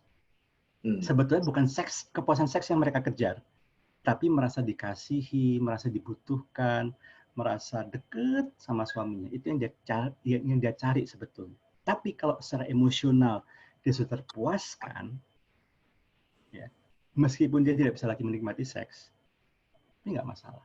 Yang penting kamu happy. Berarti Pak, pernikahan itu bukan hanya seks. Seks itu nomor keberapa ya Pak ya berarti? Seks itu memang penting, saya setuju. Seks itu memang penting, tetapi seks bukan yang paling penting. Duit yang penting Pak ya? Sayangnya itu betul. Emang ketua kita ini, aduh. Duit yang paling penting, mantap. Karena kita nggak mungkin ke range market ya kan, beli beras pakai cinta nggak bisa, pakai iman nggak bisa, harus pakai duit. Benar Mbak Halim. Ya. Nah, kalau pria secapek apapun, tapi kalau memang begitu melihat istrinya pakai baju dinas atau mungkin nggak pakai apa-apa, itu bisa sebentar ya. Gua doa bentar, minta kekuatan sama Tuhan. 5 menit bisa dapat energi untuk having sex. Kalau wanita nggak bisa segampang itu. Ya, dia nggak bisa pakai power bank, harus pakai kabel charger. Tapi sayangnya bukan fast charging, biasanya begitu. Makanya ketika capek pun nggak bisa leluasa, ya, menikmati leluasa. Nah, jadi untuk menikmati keintiman seks, teman-teman, itu perlu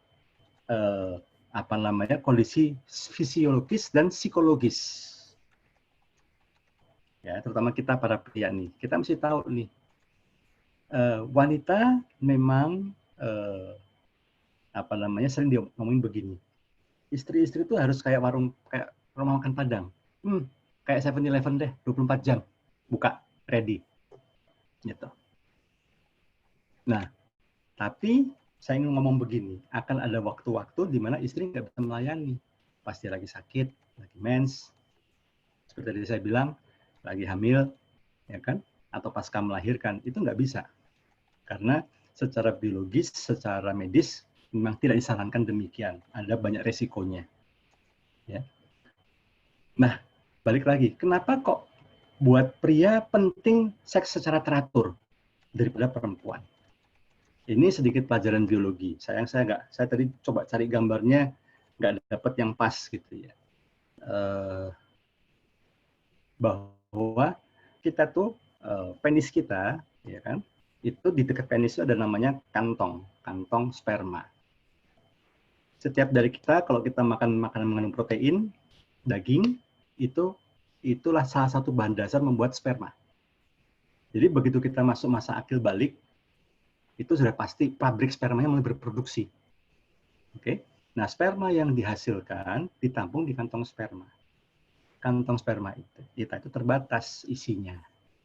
Oke, nggak bisa unlimited sayangnya. Ya. Setelah dia penuh, dia akan kirim sinyal ke otak. Biasanya kalau bagi kantong sperma penuh ini, biasanya kita para pria lebih sensitif. Lihat gambar apa dikit langsung lu horny banget nih, gimana nih, aduh pelampiasannya gimana nih. Kalau yang sudah menikah langsung cari istri, cepat-cepat pulang on time, cari istri, udah deh gitu ya. Anak-anak kasih obat tidur, nah silahkan lah bermadu kasih sama istri. Nah, itu bisa dilampiaskan seperti itu. Kenapa pria perlu secara teratur? Karena supaya sperma ini dibuang melalui hubungan seks, supaya apa? Kantong spermanya kosong, menampung lagi sperma yang baru. Zaman saya kuliah dulu pakai istilahnya apa? Ganti oli. Nah, gitu ganti oli. Nah, kalau yang sedang tidak menikah atau belum menikah, gimana dong Pak solusinya? Apakah dengan swalayan? Ya, teman-teman, swalayan itu banyak teman-teman hamba Tuhan sepakat satu hal. Swalayan alias masturbasi itu adalah pilihan terbaik di antara alternatif yang terburuk. Iya, habis Betul daripada. itu Pak Himawan. Nah, sekarang gini, kalau pekerja tambang minyak tengah laut, semua karyawan cowok semuanya. Terus lagi seperti itu, gimana? Masa nunggu ntar deh naik terbangin naik helikopter ke kota pelabuhan terdekat, di situ ada pelacuran. Masa ke situ? Ih, resiko. Masa atau sama-sama cowok? Nggak lucu lagi. Masa jeruk makan jeruk? Gitu. Terus gimana dong? Ya apa boleh buat? Kalau memang nggak bisa tahan lagi, apa boleh buat? Tapi tidak disarankan. Kenapa? Satu, Tuhan sudah kasih. Ingat teman-teman ya, Tuhan tuh maha luar biasa. Saya makin ngerti ini, saya semakin kagum sama Tuhan. Hal yang kecil-kecil pun dia pikirin, teman-teman. Hal yang kecil-kecil dia pikirin. Tuhan yang kasih kita sperma. Tuhan yang kasih kita produksi sperma. Tuhan yang ciptain mekanisme ini semuanya nih. Tuhan juga tahu kantong sperma kita terbatas. Makanya Tuhan kasih mekanisme namanya mimpi basah. Saya pernah ditanya, mimpi basah dosa nggak sih? Saya tanya balik. Lu bisa program nggak? Malam-malam jam 10 sebelum tidur merem, mau mimpi basah hari ini ya. Mau mimpi basahnya sama si itu misalnya, sama siapa gitu. Hah? Bukan sama Lucinta Luna, jangan ya. Julia Robert. Waduh, dari sebut nama artisnya, dari sebut nama artisnya saya tahu lah, kita kurang lebih hampir seumuran di Halim. Sekarang mungkin sama Lisa Blackpink, nah, gitu misalnya. Kalau anak milenial kan gitu kan, Lisa Blackpink sama siapa gitu, artis siapa lah lagi yang muda-muda gitu ya. Bayangin sama itu, bisa nggak? Ya, siapa? Sorry, siapa tadi? Sama siapa? Sophia Latjuba, Pak. Sophia Latjuba, itu masih evergreen kayaknya itu ya. Nggak bisa kita program. Mimpi basah itu mekanisme yang natural. Ketika itu terjadi nggak dosa. Yang dosa tuh gini, habis bangun pagi, terus kita ingat, semalam gue mimpi basah sama siapa ya, si ini ya. Udah asik juga tuh, diingat-ingat lagi malahan. Sengaja dipancing-pancing, diingat-ingat lagi, dibayang-bayangin lagi. Nah itu baru dosa. Karena kita dengan sengaja kita membayangkannya. Satu itu ya, mimpi basah. Yang kedua, bahaya masturbasi itu apa? Nyandu. Ketika kita bermasturbasi, kita membayangkan, kita berfantasi. Teman-teman, jangankan kita berzina loh, tidur sama perempuan lain. Kita membayangin aja udah dosa loh. Itu standar Tuhan. Bukan saya ngomong ya, saya ngutip standar Tuhan loh. Kita membayangin nih, cewek lewat cep, andaikan gue sama dia, aduh dia pakai gaun yang kayak gini, langsung kita bayangin yang enggak gitu kan, itu kita udah salah loh. Kalau lihat doang boleh Pak?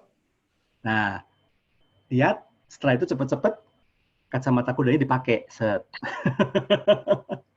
nah, jadi itu ya. Masturbasi juga menyalahi apa yang Tuhan mau dalam seks. Tuhan tuh mau seks itu dinikmati suami istri.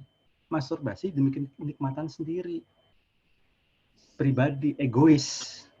Enak kok sendiri. ya dinikmati bersama sama istri dong, gitu. Ya. Nah, itu kenapa masturbasi sangat berbahaya. Dan kalau ini secara medis ya, terbukti mereka yang jatuh dalam masturbasi biasanya juga akan mengalami yang namanya ejakulasi dini. Kenapa? Karena ketika bermasturbasi, dia kan dikejar waktu nih, takut ketahuan. Apalagi kalau di kos-kosan, kamar mandinya gantian. Gedor-gedor sama teman-teman gitu kan. Pu, ngapain tuh lama-lama di dalam? Aduh, mana sabun cepet habis lagi jadinya nih. Nah, gitu kan gitu jadi malu juga kita sama teman-teman. Nah, akibatnya kita pasti buru-buru. Nah, ketika buru-buru itu pasti akan mengganggu ritme seksualitas kita. Ketika kita sudah menikah dan bisa berhubungan suami istri dengan sah, itu akan terganggu, pasti berdampak ke sana. Gitu. Ini udah 9:30 terus atau? Wah, seru Pak, nggak berasa Pak. Nggak berasa ya? Oke. Iya Pak. Jalan terus ya? Nggak, soalnya pada besok, demen Pak. Pak. Nggak, soalnya pada demen yang begituan Pak. Oh, Ini gitu. saya jam 9 harus tidur, Pak. Tapi saya tunda aja, Pak. 9 pagi maksudnya ya? Nggak, Saya sebentar lagi mesti ke radio, Pak.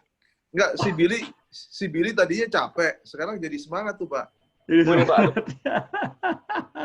Oke. Saya terusin dikit ya. Saya harus ngomong satu hal ini. Saya mesti ngomong ini. Karena ini erat kaitannya dengan masalah masturbasi tadi. Ya. Saya mau ngomongin satu hal, mana tadi? Ini dia nih. Pornografi. Nah, ceng. Nah, biasanya mereka yang jatuh dalam perselingkuhan, perzinahan. Salah satu pemicunya adalah makhluk namanya pornografi ini. Hati-hati ya teman-teman ya, jangan anggap remeh dampak daripada pornografi. Karena sangat berbahaya. Ya. Pornografi, mungkin beberapa seksolog boleh pornografi nonton sama-sama suami istri biar nambah gaya, nambah variasi, menambah keharmonisan rumah tangga. Tapi fakta di lapangan justru pornografi tidak membahagiakan pernikahan, justru membuat pernikahan dalam bahaya. Kenapa? Teman-teman, pornografi itu film ya. Ingat kata kuncinya, itu film. Sebagaimana film Avengers, sebagaimana film-film yang lain, itu acting. Ada skenarionya, ada actingnya. Cara pengambilan gambarnya pun juga jelas provokatif sekali. Hanya menonjolkan seks itu sesuatu yang dikejar rekreasinya, pleasure-nya aja. Padahal seks itu lebih dari sekedar itu. Dan teman-teman, saya kalau kasih seminar seks ke anak-anak remaja pun saya akan selalu nanya pertanyaan yang sama. Saya nggak usah tanya ke teman-teman dah. Saya nggak akan menghakimi. Ya, saya yakin mungkin di antara teman-teman ya kalau saya ngomong semuanya kayaknya belum tentulah ya. Tapi minimal 90% lah udah pernah kenal dengan pornografi ya. Ya. Soal sekarang masih nonton atau enggak itu urusan Anda dengan Tuhan. Saya nggak mau menghakimi ya. Tapi saya mau tanya. Sering tuh Halim. Oh iya, gue gentleman. Wis. Gila lu. Iya. Nah, kan nggak pernah ada ceritanya ya film porno itu pria wanitanya yang berhubungan seks itu pakai temenan dulu, pacaran dulu, tunangan dulu, nikah dulu di gereja, ya kan? Baru hubungan seks. Nggak ada kan? Kelamaan. Nggak laku juga kalaupun ada kayak gitu. Kalau perlu dari menit pertama udah langsung action gitu kan. Mau di tempat tidur, mau di dapur, mau di lift, mau di mana-mana pokoknya lah gitu. Nah teman-teman ingat nggak, kira-kira yang makhluk yang berhubungan seks dengan seperti itu, manusia atau binatang ya? Bukan Hewan, Pak. Ya, Hewan, itu Pak. kan perilakunya Pleki, Brino, dan kawan-kawannya kan? Kan mereka gitu kan, nggak main kenalan dulu, dus, apalagi kalau tahu bahwa ini anjing betina ini lagi mens, wah dihajar langsung, tengah jalan pun nggak peduli, di jalan tol pun juga nggak peduli istilahnya, udah horny kan, hajar aja di situ, nggak peduli sama lingkungan sekitar. Itu kan perilaku binatang. Semua yang digambarkan pornografi adalah perilaku binatang. Masa kita mau contoh perilaku binatang? Berarti kita menurunkan derajat kita manusia. sama seperti binatang. Masa kita mau turun kayak gitu sih? Masa kita tiru perilaku binatang? Karena itu saya selalu ngomong gini, pornografi tidak bisa jadi acuan untuk pendidikan seks, pornografi tidak bisa menjadi referensi untuk menambah keharmonisan suami istri. Tapi saya sama istri saya sudah berkali-kali ketemu istri yang sangat terluka, sangat menderita, sangat pahit sama suaminya karena dipaksa niru adegan pornografi yang mereka tonton. Wah, Dia jijik sebetulnya, dia nggak rela, tapi karena apalagi ada suami yang sampai pakai ayat segala. Ingat ya, firman Tuhan bilang, tubuhmu bukan lagi milikmu, harus milikku, harus mau kamu. Wah, itu nggak boleh, itu parah banget. Iya, tapi itu real, ini real, yang saya ngomong ini real. Gitu. Bani tuh kayak itu, Pak. Ya, pornografi justru malah membunuh pernikahan. Pornografi justru malah menimbulkan luka dalam pernikahan. Relasi suami istri yang harusnya penuh dengan cinta, penuh dengan respect menjadi rusak. Belum lagi ini teman-teman. Ya, pornografi itu, dalam pornografi, baik itu film, gambar, kata-kata, itu selalu menurunkan martabat si wanita sebagai objek pemuas nafsu. Ini bertentangan dengan yang Tuhan mau loh, mitra penolong sepadan loh. Wanita itu nggak ada harganya. Cuma objek pemuas nafsu tok. Itu kenapa orang-orang yang kecanduan pornografi, kalau ketemu perempuan, tanpa sadar nih, matanya itu pasti ngeliatnya enggak. Karena sudah keracunan pornografi yang dia tonton. Dia nggak bisa melihat wanita dengan penuh respect di tempat yang seharusnya. Enggak. Pasti ngeliatnya ke arah mana? Sini. Ke arah mana? Ke bawahnya. Pasti ke arah situ. Otomatis. Kalau udah kecanduan pornografi. Tanpa dia sadar loh. Bola matanya itu nggak bisa dibohongin. Pasti akan langsung ngarahnya ke arah situ. Nah ini hati-hati teman-teman ya. Nah itu terus nggak usah saling lihat-lihatan kayak siapa. Nggak usah. Kita nggak usah menghakimi ya. Nggak usah menghakimi. Nah, ini sekedar kita tambah pengetahuan aja. Ya. Pornografi menciptakan harapan yang nggak penting. Dan pasti pengen niru. Nah yang kasihan teman-teman, ketika si istri yang demi cinta mau melayani suaminya niru adegan pornografi, ketika dia nggak bisa, ya kan? Pornografi kan seru kan? Lenguhannya, seru banget itu, ya kan? Nah, ketika dipraktekin kok beda ya? Di film kayaknya hot, sama dulu kayaknya kayak sama pohon pisang doang, dingin, nggak ada apa-apanya, nggak ada reaksi apa-apanya. Lu bodoh lu, goblok lu, kalah lu sama perempuan kayak itu. Kan jadi menyakiti kita kan. Orang yang harusnya kita lindungi, orang yang harusnya kita sayangi, orang yang harusnya kita hargai, malah kita sakiti. Cuman gara-gara apa? Nggak bisa memenuhi yang kita mau, padahal yang kita mau itu adalah fantasi film. Kita lupa, sama kayak film-film fiksi yang lain, ini cuma acting pura-pura. Yang di film tuh acting pura-pura, yang real tuh yang ada di dekat kita, itu istri kita, itu yang real. Masa yang real kita sakitin gara-gara kita pengen sama yang gak real, yang fantasi itu. Ayo, ya. Yuk, perilaku pornografi ini harus kita buang jauh-jauh. Nggak ada gunanya. Nih, ya. Sifat pornografi, ngotorin pikiran. Dia ada fungsi, dia ada resiko ngikatnya, pengaruh ngikatnya. Terus dia akan mendorong orang untuk meniru, untuk melakukan apa yang dilihat dia. Mengontrol, mengendalikan, kemudian menguasai. Kita jadi diperbudak oleh pornografi. Tanpa sadar. Menjajah kehidupan kita. Dampaknya apa? Nih. Sulit kerja. Nggak bisa konsen. Ya, mudah sakit-sakitan. Tapi ini jangan langsung ya, kayak si ini gampang sakit-sakitan, jangan-jangan dia pecandu pornografi, belum tentu. Ya, jangan langsung cepat-cepat menghakimi, nggak boleh ya. Gitu. Kenapa bisa, apa kaitannya pornografi dan sakit-sakitan? Ya kehidupnya jadi nggak sehat. Takut ketahuan nontonnya malam-malam, ya kan? Nggak mau kalah. Bininya nonton drakor, nah suaminya nonton pornografi. Jadi kurang tidur, nggak bagus. Ya, belum lagi mata jadi sakit karena kena gadget gitu ya. Berani melakukan pelecehan. Memandang lawan jenis dengan fokus yang salah seperti saya singgung tadi. Ya, teman-teman boleh percaya, boleh enggak, tapi pornografi bukan cuma bicara soal film-film dewasa, tapi juga pornografi dalam game juga banyak. Tidak sedikit anak-anak remaja yang akhirnya jatuh dalam seks bebas cuma gara-gara kepancing, karena kepancingnya bukan karena pornografi, bukan karena nonton film porno, karena dia main game, tapi ada unsur pornografinya.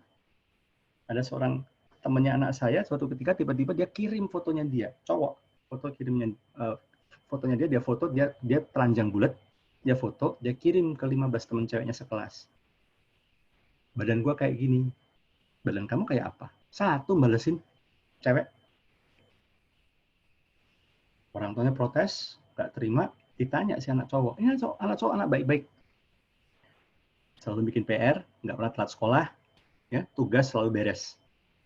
Ditanya, kenapa kok kamu bisa kayak gini? Dia cuma gini dengan polosnya. Saya tuh tiap hari main game. Kalau saya menang balapan, sambil menunggu babak berikutnya, keluar tuh cewek. Awalnya pakai lengkap. Itu levelnya makin naik, pakainya lepas satu-satu. Tiap hari dia nonton begituan. Sampai di titik dia ya. Akhirnya saya penasaran. Ini yang di anime kayak gini. Teman-teman saya kayak apa ya? Terdorong oleh pornografi. Ya. Saya mau kasih film 5 menit tapi takutnya waktunya jadi kelamaan. Tapi saya mau kasih ini dulu deh. Teman-teman lihat semua ya. Ini yang normal, ya, yang warna kuning, yang tengah-tengah itu yang karena kecanduan heroin, ya. Yang paling satunya lagi, sisanya lagi yang kecanduan pornografi. Bisa dilihat betapa rusaknya dampak pornografi. Kenapa kok bisa begini? Karena gini teman-teman, ini sedikit pelajaran biologi. Otak kita ini ada 3 bagian, depan, tengah, dan belakang. Otak yang mengatur masalah keputusan, masalah judgment, masalah mana benar, mana salah, mana dosa, mana nggak dosa, itu otak bagian paling depan, prefrontal cortex. Nah, ada hormon-hormon juga dalam otak kita. Salah satu namanya dopamin. Dopamin itu hormon yang menyebabkan kita tuh jadi merasa relax, pleasure, seneng, nyaman. Dan itu biasanya dirilis ketika kita ejakulasi. Tenang, nyaman. Itu karena ada hormon dopamin dilepaskan. Tapi hormon yang sama juga bisa dilepaskan oleh pornografi. Ketika nonton film porno, aduh, itu dopamin kita langsung dirilis tuh. Terangsang keluar dopamin. Nah, awalnya mungkin cuma 5 menit nonton, terus cepat-cepat dimatiin, takut ketahuan, lama-lama 1/4 jam, lama-lama sejam, 2 jam. Otak kita dibanjirin tuh sama dopamin ini. Dopamin memang dibutuhkan di otak. Tapi kalau berlebihan, dopamin bisa merusak otak. Hasilnya kayak gitu tuh. Itu kenapa mereka kecanduan pornografi, otaknya rusak. Kerusakan yang sama, yang mirip dengan kecanduan pornografi ini, juga dialami mereka yang kecanduan gadget. Jadi, yuk, pornografi nggak ada gunanya. Ini harus dibuang. Jadi kalau mau free, salah satu cara kita untuk bebas dari kemungkinan jatuh dalam dosa seksual, ya pornografinya harus dihilangin. Dibuang tuh. Nggak bisa, kayaknya saya kuat kok, cuman jok-jok doang lah Pak, nggak apa-apa lah. Nggak apa-apa B, cuman jok-jok doang, ini mah nggak ada apa-apanya, nggak ngefek sama saya, hati-hati. Ya, semua dari kayak kecil-kecil, ya, cari pertolongan, dibuang jauh-jauh. Ya, dekat sama Tuhan, baca firman. Saya nggak perlu singgung masalah ini karena tadi Behalim bisa berulang kali sampaikan dalam kesaksiannya. Gitu. Ya. Nah, satu lagi sebetulnya yang saya mau share sebagai penutup. Udah sejam saya ngomong. Nggak kerasa ya, ngomong soal seks. Adalah hati-hati dengan mitos atau perangkap puber kedua. Nih, Behalim tuh kayaknya mengarah-ngarah ke sana. Wah, BHK nih, BHK. Ya. Nih, biasanya terjadi di mereka-mereka yang usianya 45 sampai ke 50 ke atas. Nah, apakah memang ada namanya puber kedua ini? Karena biasanya puber kedua Ngeri. puber kedua itu termasuk saya juga nih, ini saya juga mesti sambil saya ngomong ini sambil saya mengingat diri saya sendiri nih. Kode juga tuh, Be. Gitu, karena nggak ada satu orang pun yang bisa lepas dari benar-benar bebas dari masalah ini. puber kedua itu sebetulnya tidak benar, ya, karena puber itu cuma terjadi sekali. Nah, bedanya puber pertama dalam tanda kutip dan puber kedua dalam tanda kutip. Kalau puber pertama memang masa-masa remaja masuk masa aki balik, ada perubahan-perubahan hormon, ada penambahan. Mereka bertumbuh, mereka bertambah, energinya bertambah, semuanya mulai tumbuh jakun. Kalau cowok, cewek payudara yang besar dan segala macamnya. Tetapi di dalam usia 45-50-an, perubahan yang terjadi bukan peningkatan, justru malah penurunan. Gitu. Fisik mulai nggak ganteng lagi, mulai ada keriput-keriput kecil. Terus olahraga kok biasanya nggak apa-apa ya, naik ke kantor, naik tangga biasanya nggak apa-apa nih, kuat aja nih. Ini kok udah mulai ngos-ngosan ya. Aduh, memang umur nggak bisa bohong. Mungkin denger juga kayak gitu ya teman-teman ya. Nah, penurunan ini bagi orang-orang, bagi pria-pria yang tidak bisa mengatasi, tidak bisa berdamai dengan dirinya, tidak bisa menyesuaikan diri dan menerima kenyataan itu, akan memicu tantangan dalam tanda kutip. Enggak, dia berusaha untuk melawan, dia berusaha untuk mengingkari. Enggak, saya masih bisa kok. Saya masih aktif, saya masih kuat. Nah, buktinya apa? Oh, dia langsung penampilannya dibagus-bagusin. Terus sengaja olahraga yang, waduh, mau menunjukkan dia tuh masih strong, supaya dia tuh nggak melemah, gitu ya. Nah, termasuk dalam hal, makin bahaya kalau di saat dia declining fisiknya ini, bisnis juga declining, rumah tangga nggak happy. Nah, biasanya ini jadi sasaran empuk. Karena di luar sana bukan cuma ada Sri Gala, ada Sri Ningsih, Sri Wahyuni, dan Sri-Sri yang lain yang siap menerkam. Dan mereka memang sengaja target operasinya itu memang pria-pria yang sudah mapan. Rambutnya putih misalnya, maaf ya Bihalim. Cocok, Pak. Yang wah udah mungkin pakai mobil tertentu ya kan, kelihatan udah mapan ya kan. Oh, baru Wah. pindah rumah tuh rupanya. Nah, baru pindah rumahnya ke Pantai Mutiara lagi gitu ya. Wah. Iya. Atau ke apartemen di penthouse gitu ya. Waduh. Baru beli sepeda Pak dia Pak. Borong sepeda Pak dia. Waduh. Si rambut gitu. Putih. Ya kan, mapan secara keuangan. Kebetulan memang pria-pria seperti ini sudah mulai mapan kan secara keuangan. Mungkin biasanya agak terganggu tapi sudah mapan lah. Udah lebih inilah. Nah, ini biasanya jadi target wanita-wanita yang lemah. Wanita-wanita yang memang sedang mencari kemapanan. Gadis-gadis yang kurang mendapat perhatian dari orang tuanya, mereka pikir mereka bisa mendapatkan perhatian dari orang dewasa siapa aja. Apalagi sekarang kan mereka juga butuh duit, pengen dapat duit juga, pengen pegang duit juga. Ya udah nggak apa-apa lah. Kalau memang untuk bisa mendapatkan duit itu supaya bisa hidup enak, jadi simpanan orang nggak apa-apa lah. Supaya bisa punya private jet, bisa kesana kemari, nggak apa-apa lah. Syuting film, ketangkap di Lampung kan, syuting film. Nah, yang masih hangat nih kemarin ini. Nggak peduli mereka, karena yang penting mereka dapat duit. Jadi sebenarnya tidak ada istilah puber kedua. Ya. Kalau kita para pria sadar, ya memang kita nggak bisa melawan hukum alam. Tubuh itu akan menurun, declining. Ya kita enjoy aja, dinikmati. Kita nggak perlu buktiin sesuatu kok pada semua orang. Kita nggak perlu membuktikan bahwa kita tuh masih oke, nggak usah. Yang justru harus kita lakukan adalah kita harus perketat pertahanan sama istri, baik-baik sama istri, sama anak, happy, gitu ya. Enjoy sama-sama. Kenapa? Karena gadis-gadis yang lain tuh kan nggak tahu jungkir baliknya kita, pahit manisnya kita, kehidupan kita, susah senangnya kita. Mereka ketemu kita ketika kita lagi seneng, kita lagi banyak duit. Ya kan? Mereka bisa manja-manja, muji-muji kita.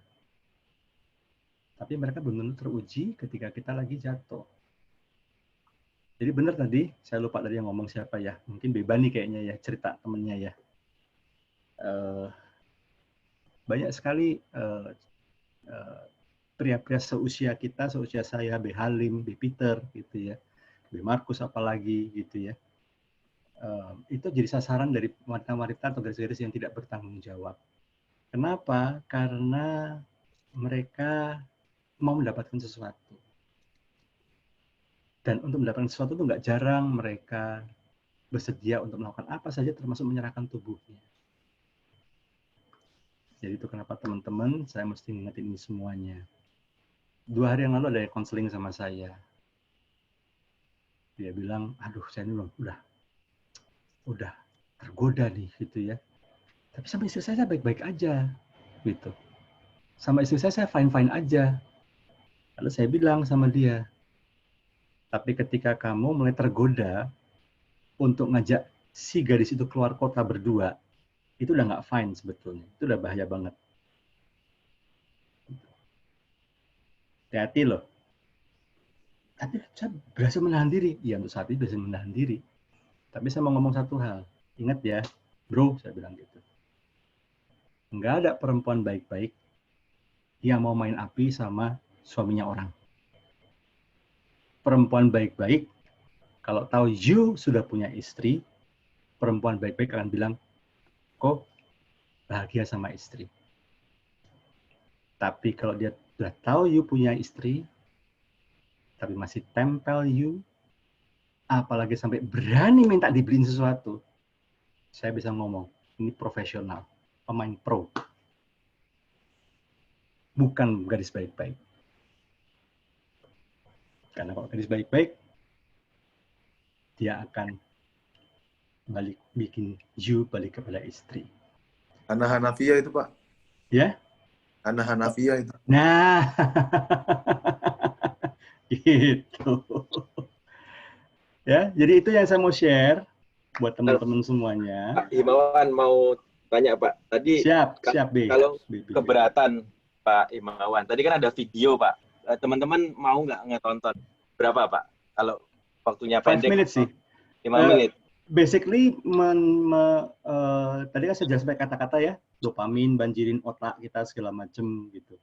Tapi kalau nggak keberatan, boleh diputar Pak. Bapak, boleh. Teman-teman Sure. gimana? Kayaknya oke semua ya. Izin. Oke ya. Oke, silakan. Setelah ini ada 3 pertanyaan aja ya. Setelah video Putar. selesai. Ya. Oke? Ya. Tapi jangan berharap film yang gimana-gimana ya. Ya Pak, film biologis Pak, supaya kita supaya Bro Halim teredukasi Pak. Saya cuma mau ngomong, dalam psikologi itu ada teori namanya proyeksi. Sebenarnya kita yang begitu, tapi kita tunjuk orang lain yang begitu.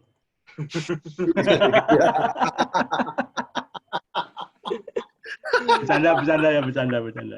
Yuk, kita sebentar. Saya mesti yang pala.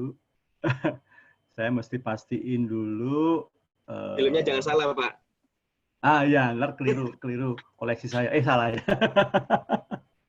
Jangan film ini loh. Oh Pak, Okay. berarti anak saya nggak boleh main game dong Pak ya? Boleh main game tapi dengan batasan yang sangat-sangat ketat. Hati-hati gamenya.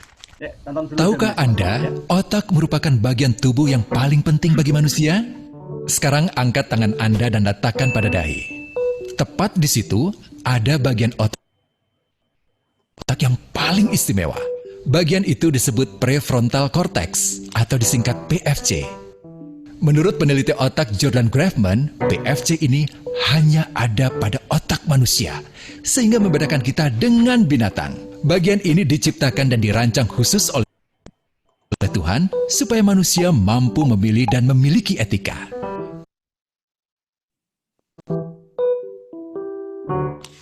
PFC berfungsi seperti pemimpin. Ia bertanggung jawab untuk berkonsentrasi, memahami benar dan salah, mengendalikan diri, menunda kepuasan, berpikir kritis, dan merencanakan masa depan. PFC adalah pusat pertimbangan dan pengambilan keputusan. PFC inilah yang membentuk kepribadian dan perilaku sosial.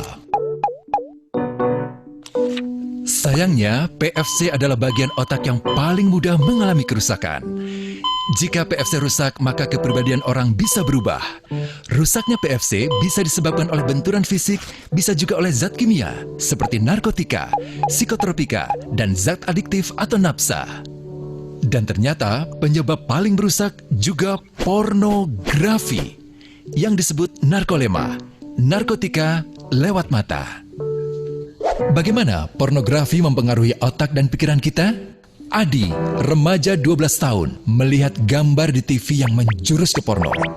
Awalnya, ia merasa kaget dan jijik. Ini karena sistem limbik di otak Adi menjadi aktif. Sistem limbik mengatur emosi juga keinginan makan, minum, dan berhubungan seksual. Sistem limbik ini kemudian mengaktifkan zat kimia otak bernama dopamin. Dopamin memberi rasa senang, penasaran, sekaligus kecanduan. Zat ini juga aktif jika orang mengkonsumsi nafsa. Oleh karena itu, sifat candu pornografi sama dengan sifat candu nafsa. Otak akan mengingat apa yang membuat Adi senang dan bagaimana ia memperolehnya.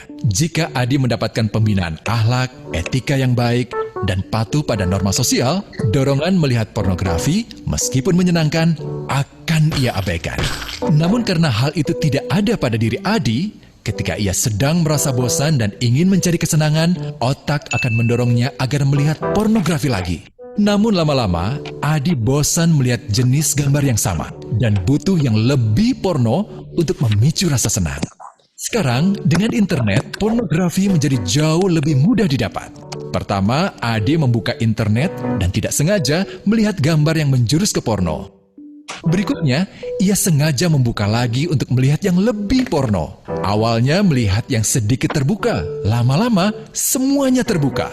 Awalnya melihat 1 menit, lama-lama 1 jam. Adi mengalami kecanduan pornografi. Bagaimana kerusakan PFC akibat kecanduan pornografi? Secara alamiah, dopamin dialirkan dari sistem limbik ke PFC. Orang yang kecanduan pornografi akan mengalirkan dopamin secara berlebihan sehingga membanjiri PFC. PFC menjadi tidak aktif karena terendam dopamin. Semakin sering PFC tidak aktif, ia akan semakin mengerut dan fungsinya terganggu. Sistem limbik justru akan berkembang semakin besar karena terus mengaktifkan dopamin, sehingga Adi cenderung untuk terus mencari kesenangan tanpa takut atas akibatnya. Jika tidak ditangani segera, Adi berpeluang besar menjadi pelanggan pornografi seumur hidup dan mengalami kerusakan otak di bagian PFC. Awalnya, ia akan kehilangan konsentrasi, penurunan kemampuan menimbang benar dan salah, serta berkurangnya kemampuan mengambil keputusan.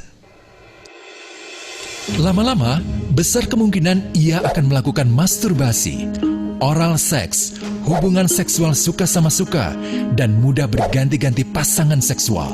Pernikahan dianggap tidak penting. Pasangan dianggap hanya sebagai objek seksual semata, cenderung merendahkan derajat dan kehormatan lawan jenis. Selera hubungan seksualnya pun tidak sehat dan seenaknya, kasar sampai tega memperkosa. Manusia jadi tidak ada bedanya dengan binatang. Inilah dampak yang terjadi akibat kerusakan PFC. Ahli bedah otak Donald Hilton Jr. mengatakan, jika difoto menggunakan alat magnetic resonance imaging, otak yang rusak akibat pornografi memperlihatkan hasil yang sama dengan otak yang rusak karena kecelakaan. Ia juga mengatakan, berbeda dengan dampak nafsa yang merusak otak di 3 bagian, pecandu pornografi yang sudah melakukan hubungan seks dengan anak-anak mengalami kerusakan otak di 5 bagian. Terbukti, pornografi pada anak lebih bersifat merusak karena PFC belum matang dengan sempurna. Tapi untungnya, otak anak yang belum sempurna ini masih mudah dibentuk. Pengaruh pornografi bisa lebih mudah dihilangkan asal ada usaha untuk memulihkan dengan sabar, terutama oleh ayah ibu, keluarga, dan orang terdekat. Pelajari bagaimana mencegah dan menangani anak yang terkena pornografi. Mari lindungi generasi kita dari bencana pornografi dan kejahatan seksual.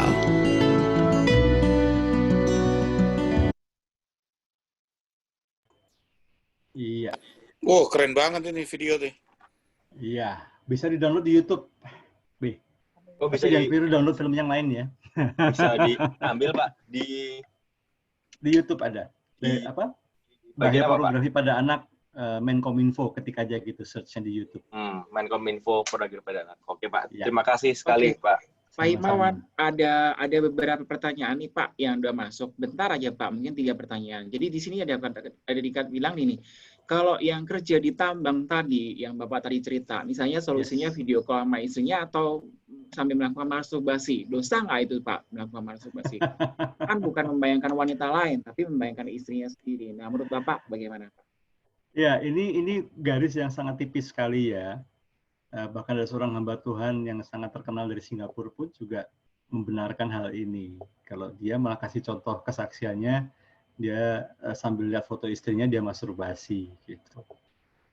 Kalau saya sih bukan masalah ininya ya. Sekali lagi ini bukan masalah teknis boleh nggak bolehnya, tapi dampaknya ini yang menjadi bahaya gitu.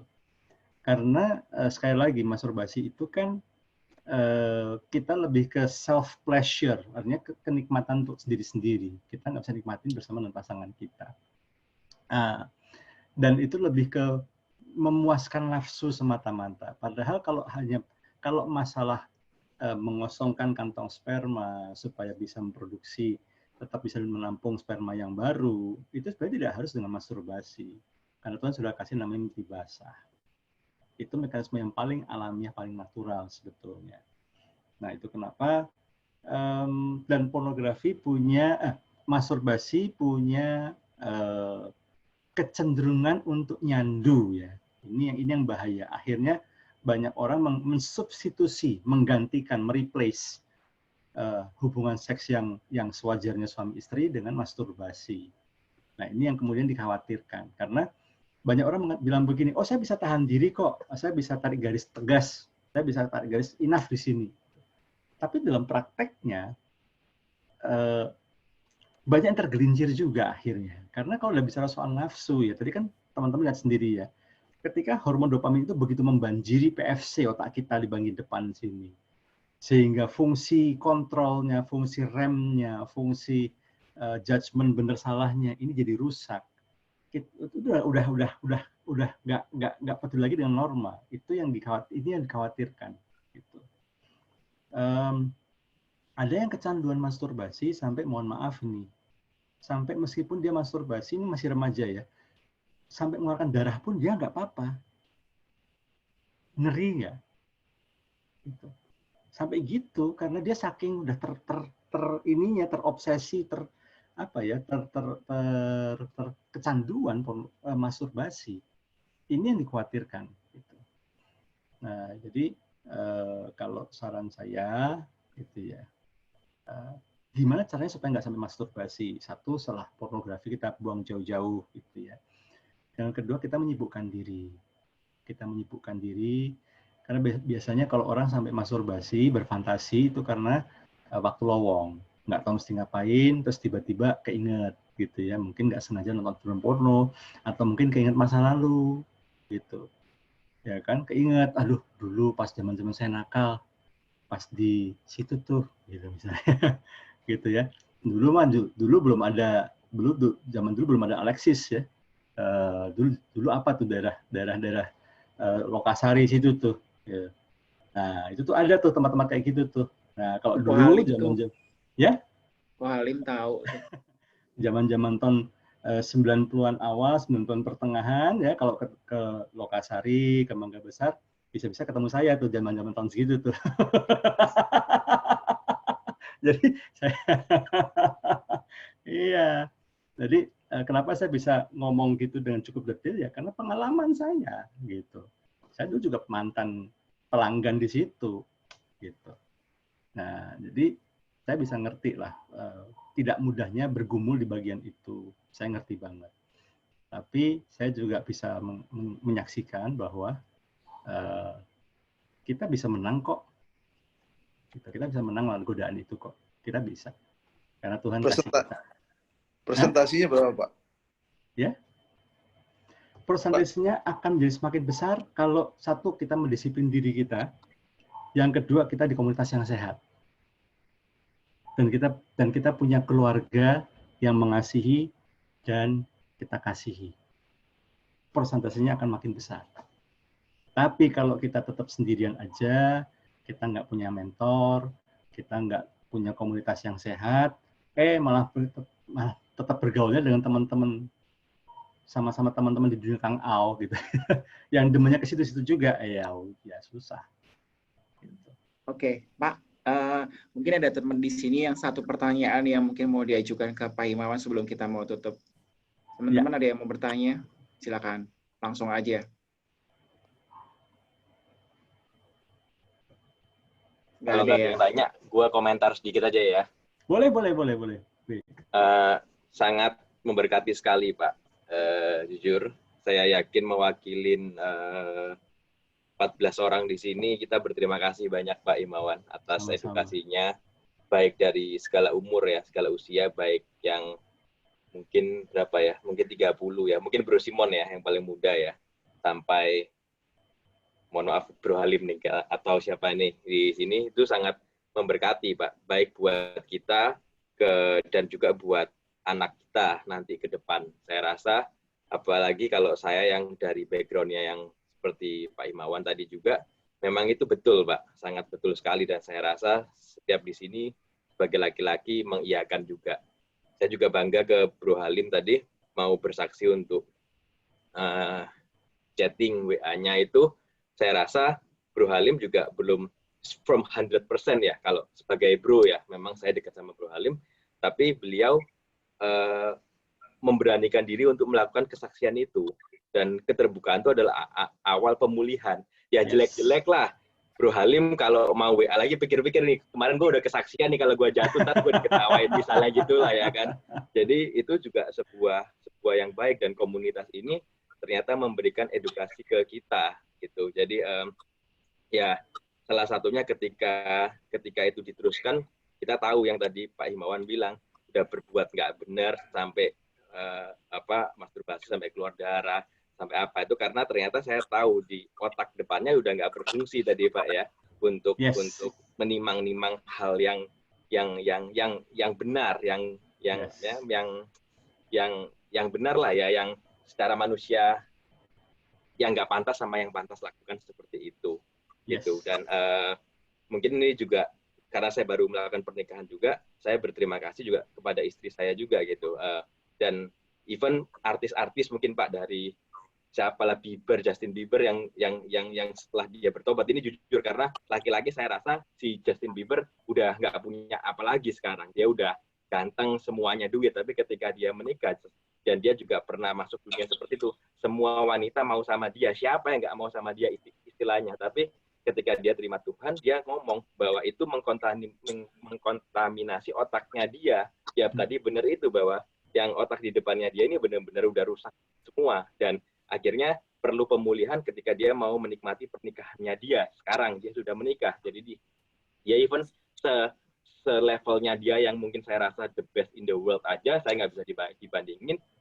tetapi perlu pemulihan ketika mau menikmati pernikahannya dia. Dan makanya di Alkitab saya juga pernah mengatakan, kenapa kok nggak boleh seks sebelum pernikahan? Karena kalau kita sudah pernah merasakan itu udah imajinasinya udah kemana-mana. Tapi kalau kita sama satu istri aja, ya istilahnya lah, berarti secara biologis kan disambungkan juga Pak, bahwa otak kita nggak pernah memikirkan itu. Jadi kita nggak tahu itu anugerah Tuhan, tadi Bapak bilang adalah gift dari Tuhan, kita merasakan semua bonus-bonusnya itu gitu. Dan saya rasa mungkin penutupnya saya komentarnya ini, itu keputusan kita lah Pak ya. Jadi keputusan bukan dari keadaan, tanggung jawab kita. Makanya kemarin di GBC juga diajarin bahwa itu cuma tinggal tanggung jawab atas keputusan kita aja. Dan ya saya senang di wadah ini, saya benar-benar teredukasi karena saya orangnya detail banget Pak. Jadi kalau nggak ada support secara biologis dan video tadi, atau yang Bapak yang sangat pengalaman, apalagi sudah pernah dulu di persepak terjangan ini, jadi ini udah terproven, terbukti, membuat saya harus lebih semakin hati-hati. Mungkin gitu. Thank you Pak Imawan. Sama-sama. Oke, thank you Pak Billy. Ya, Pak Yusuf. Nah, saya juga mungkin mau nanya gini. Kalau secara orang Asia lah ya, orang Asia kan itu pasti agak tertutup juga. Ya. Mungkin nggak banyak, apalagi orang-orang tua dulu, mereka agak sedikit tabu lah ya ngomongin seks gitu ya. Oke, let's say misalnya soal gaya, misalnya saya punya anak nih, ya saya sudah, karena dulu rusak juga ya, banyak tahu ya dari film pornografi, apa gaya-gaya apa segala macam. Nah, anggap sekarang saya sudah di dalam Tuhan, saya mau berbicara dengan anak saya, tadi kan mungkin pornografi tidak baik dan semacamnya. Nah, tapi kalau untuk misalnya style gaya apa gimana itu apa natural atau gimana Pak Himawan? Atau memang ada studinya sendiri atau gimana? Iya. Ya. Thank you Pak Yusuf. Ini menarik sekali gitu ya. Banyak kita selama ini terkontaminasi ya dengan bahwa style itu penting, gaya itu penting gitu ya. Nah, ini yang menarik Pak Yusuf. Sekitar tahun 2000 pertengahan itu pernah ada sebuah survei di Chicago dan New York, dua kota besar di Amerika, yang disurvei 1.700 pasangan suami istri tentang kepuasan seksualitas. Amazingly, yang menarik adalah 90% dari responden itu yang disurvei, itu mereka mengatakan mereka sudah puas dengan kehidupan seks mereka, meskipun mereka cuma tahu satu gaya, konvensional. Ternyata selama ini digembar-gemborkan, dikampanyekan bahwa gaya segala macam itu berpengaruh pada kebahagiaan ketenangan seksual. Enggak ternyata. Menurut respon survei ini dua kota di Amerika loh ya, bukan di Indonesia. Saya belum pernah dengar ada survei seperti seberani itu. Tapi ini di sana mengatakan 90% I'm happy meskipun cuma tahu satu gaya. Karena esensi daripada seks bukan masalah gayanya, bukan masalah kepuasannya, tetapi kepada merasa dicintai, bisa mengasihi tanpa batas. Ketika tampung emosi kita tuh udah dipenuhkan, gitu ya, itu kita nggak peduli mau gaya gimana, dan bahkan nggak mikirin soal gaya yang aneh-aneh. Yang penting kan you happy, I'm happy, enjoy it, gitu ya. Mau sekali istri yang di atas atau suami yang di atas, itu ya tetap aja gayanya variasi cuma satu standar doang kan, nggak perlu pakai salto dulu, nggak perlu pakai kayang dulu, nggak perlu pakai belipet-lipet badannya, nggak perlu. Karena biasanya orang yang mengejar pada posisi, mengejar pada gaya, mereka hanya mengejar pada satu hal, the pleasure of sex. Bukan pada prokreasinya, bukan kepada emotional attachment-nya, kelekatan secara emosi. Dan bukan untuk memuliakan Tuhan, sudah pasti. Oral seks, ya saya nggak tahu apakah teman-teman happy ngundang saya atau enggak, tapi saya mengatakan saya termasuk orang yang sangat menentang oral seks. Kenapa? Karena Tuhan tidak menciptakan mulut kita untuk berhubungan seks. Tuhan ciptain mulut kita untuk memuji Tuhan, untuk makan. Bukan untuk dimasukin, maaf, kemaluannya pria. Ya, dan itu sudah salah kaprah. Karena oral seks itu hanya ngejar pleasure-nya. Ngejar kenikmatannya. Padahal seks bukan cuma itu. Mbak Halim jangan jadi pusing dong, Mbak Halim. Pak, tambah putih rambutnya, Pak. Tiba-tiba tensinya naik semua di sini nih. Diubun-ubun semua. Pak Himawan. Tapi saya polos sama polos biarin aja lah anak-anak ya, biar Roh Kudus yang memimpin aja ya, pasti bisa sendiri gitu ya. Iya, jangan difokuskan kepada gayanya, Pak. Tapi fokuskan pada. Nggak, maksudnya gini loh Pak, kadang-kadang kan mereka polos lah, mereka benar-benar di dalam Tuhan, berarti kan nggak tahu soal itu gitu kan. Oh. Seperti itu. Kalau dulu kan mungkin sayanya rusak, istrinya polos kan, jadi kan yang membimbing mungkin saya gitu kan. Tapi kalau you will be amazed sekarang ini, memang by the way, mungkin teman-teman akan terkejut kalau saya ngomong di beberapa sekolah, anak kelas 5 SD, kelas 6 SD, ternyata their knowledge about sex itu sudah melebihi kita-kita. Hah? Oke. You will be amazed ya. Oh ya? Kelas 5, kelas 6 SD. Nggak diajarin. Teknologi seks mereka komplit, Bu. Wow. Saya waktu umur 5-6 tahun nggak ngerti seks, Pak. Ini kelas 5, kelas 6 SD loh nih. SMP baru tahu, Pak. Nah, ini kelas 5, kelas 6 SD. Kan the world is flat sekarang kan, mereka browsing mereka apa. Orang saya cari bahan khotbah aja, ini website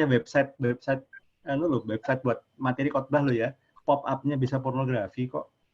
Wah, ini teknologi bermata dua, Pak ya? Bisa bermata dua. Exactly. Makanya kita mesti jaga benar-benar. Nah, kalau saya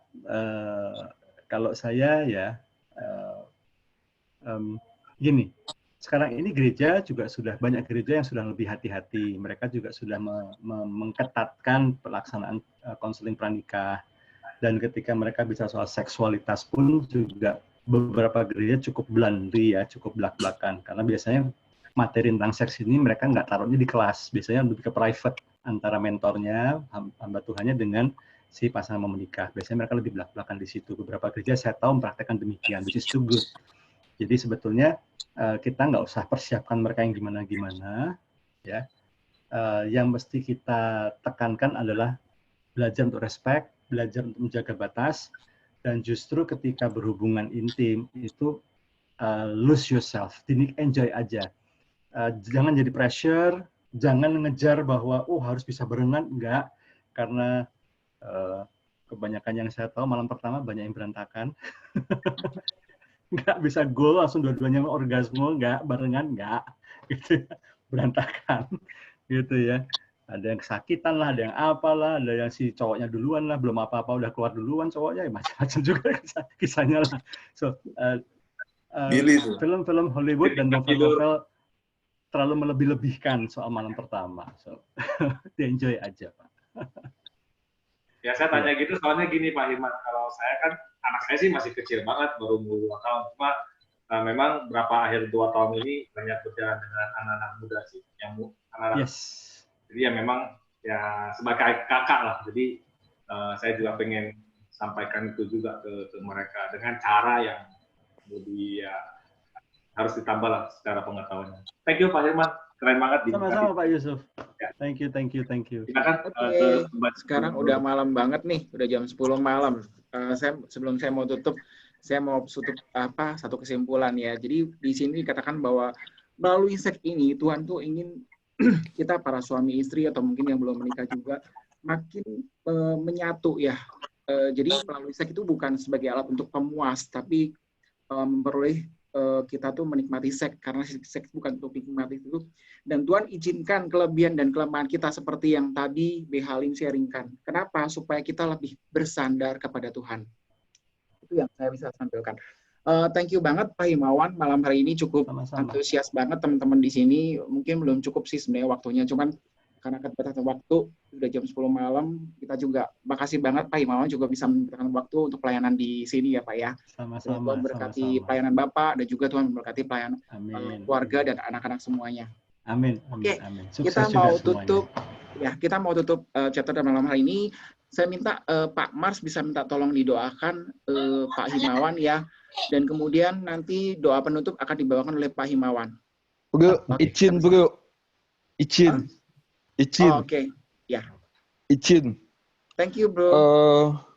Izin ngomong. Sorry. Mau nanya. Sorry semua.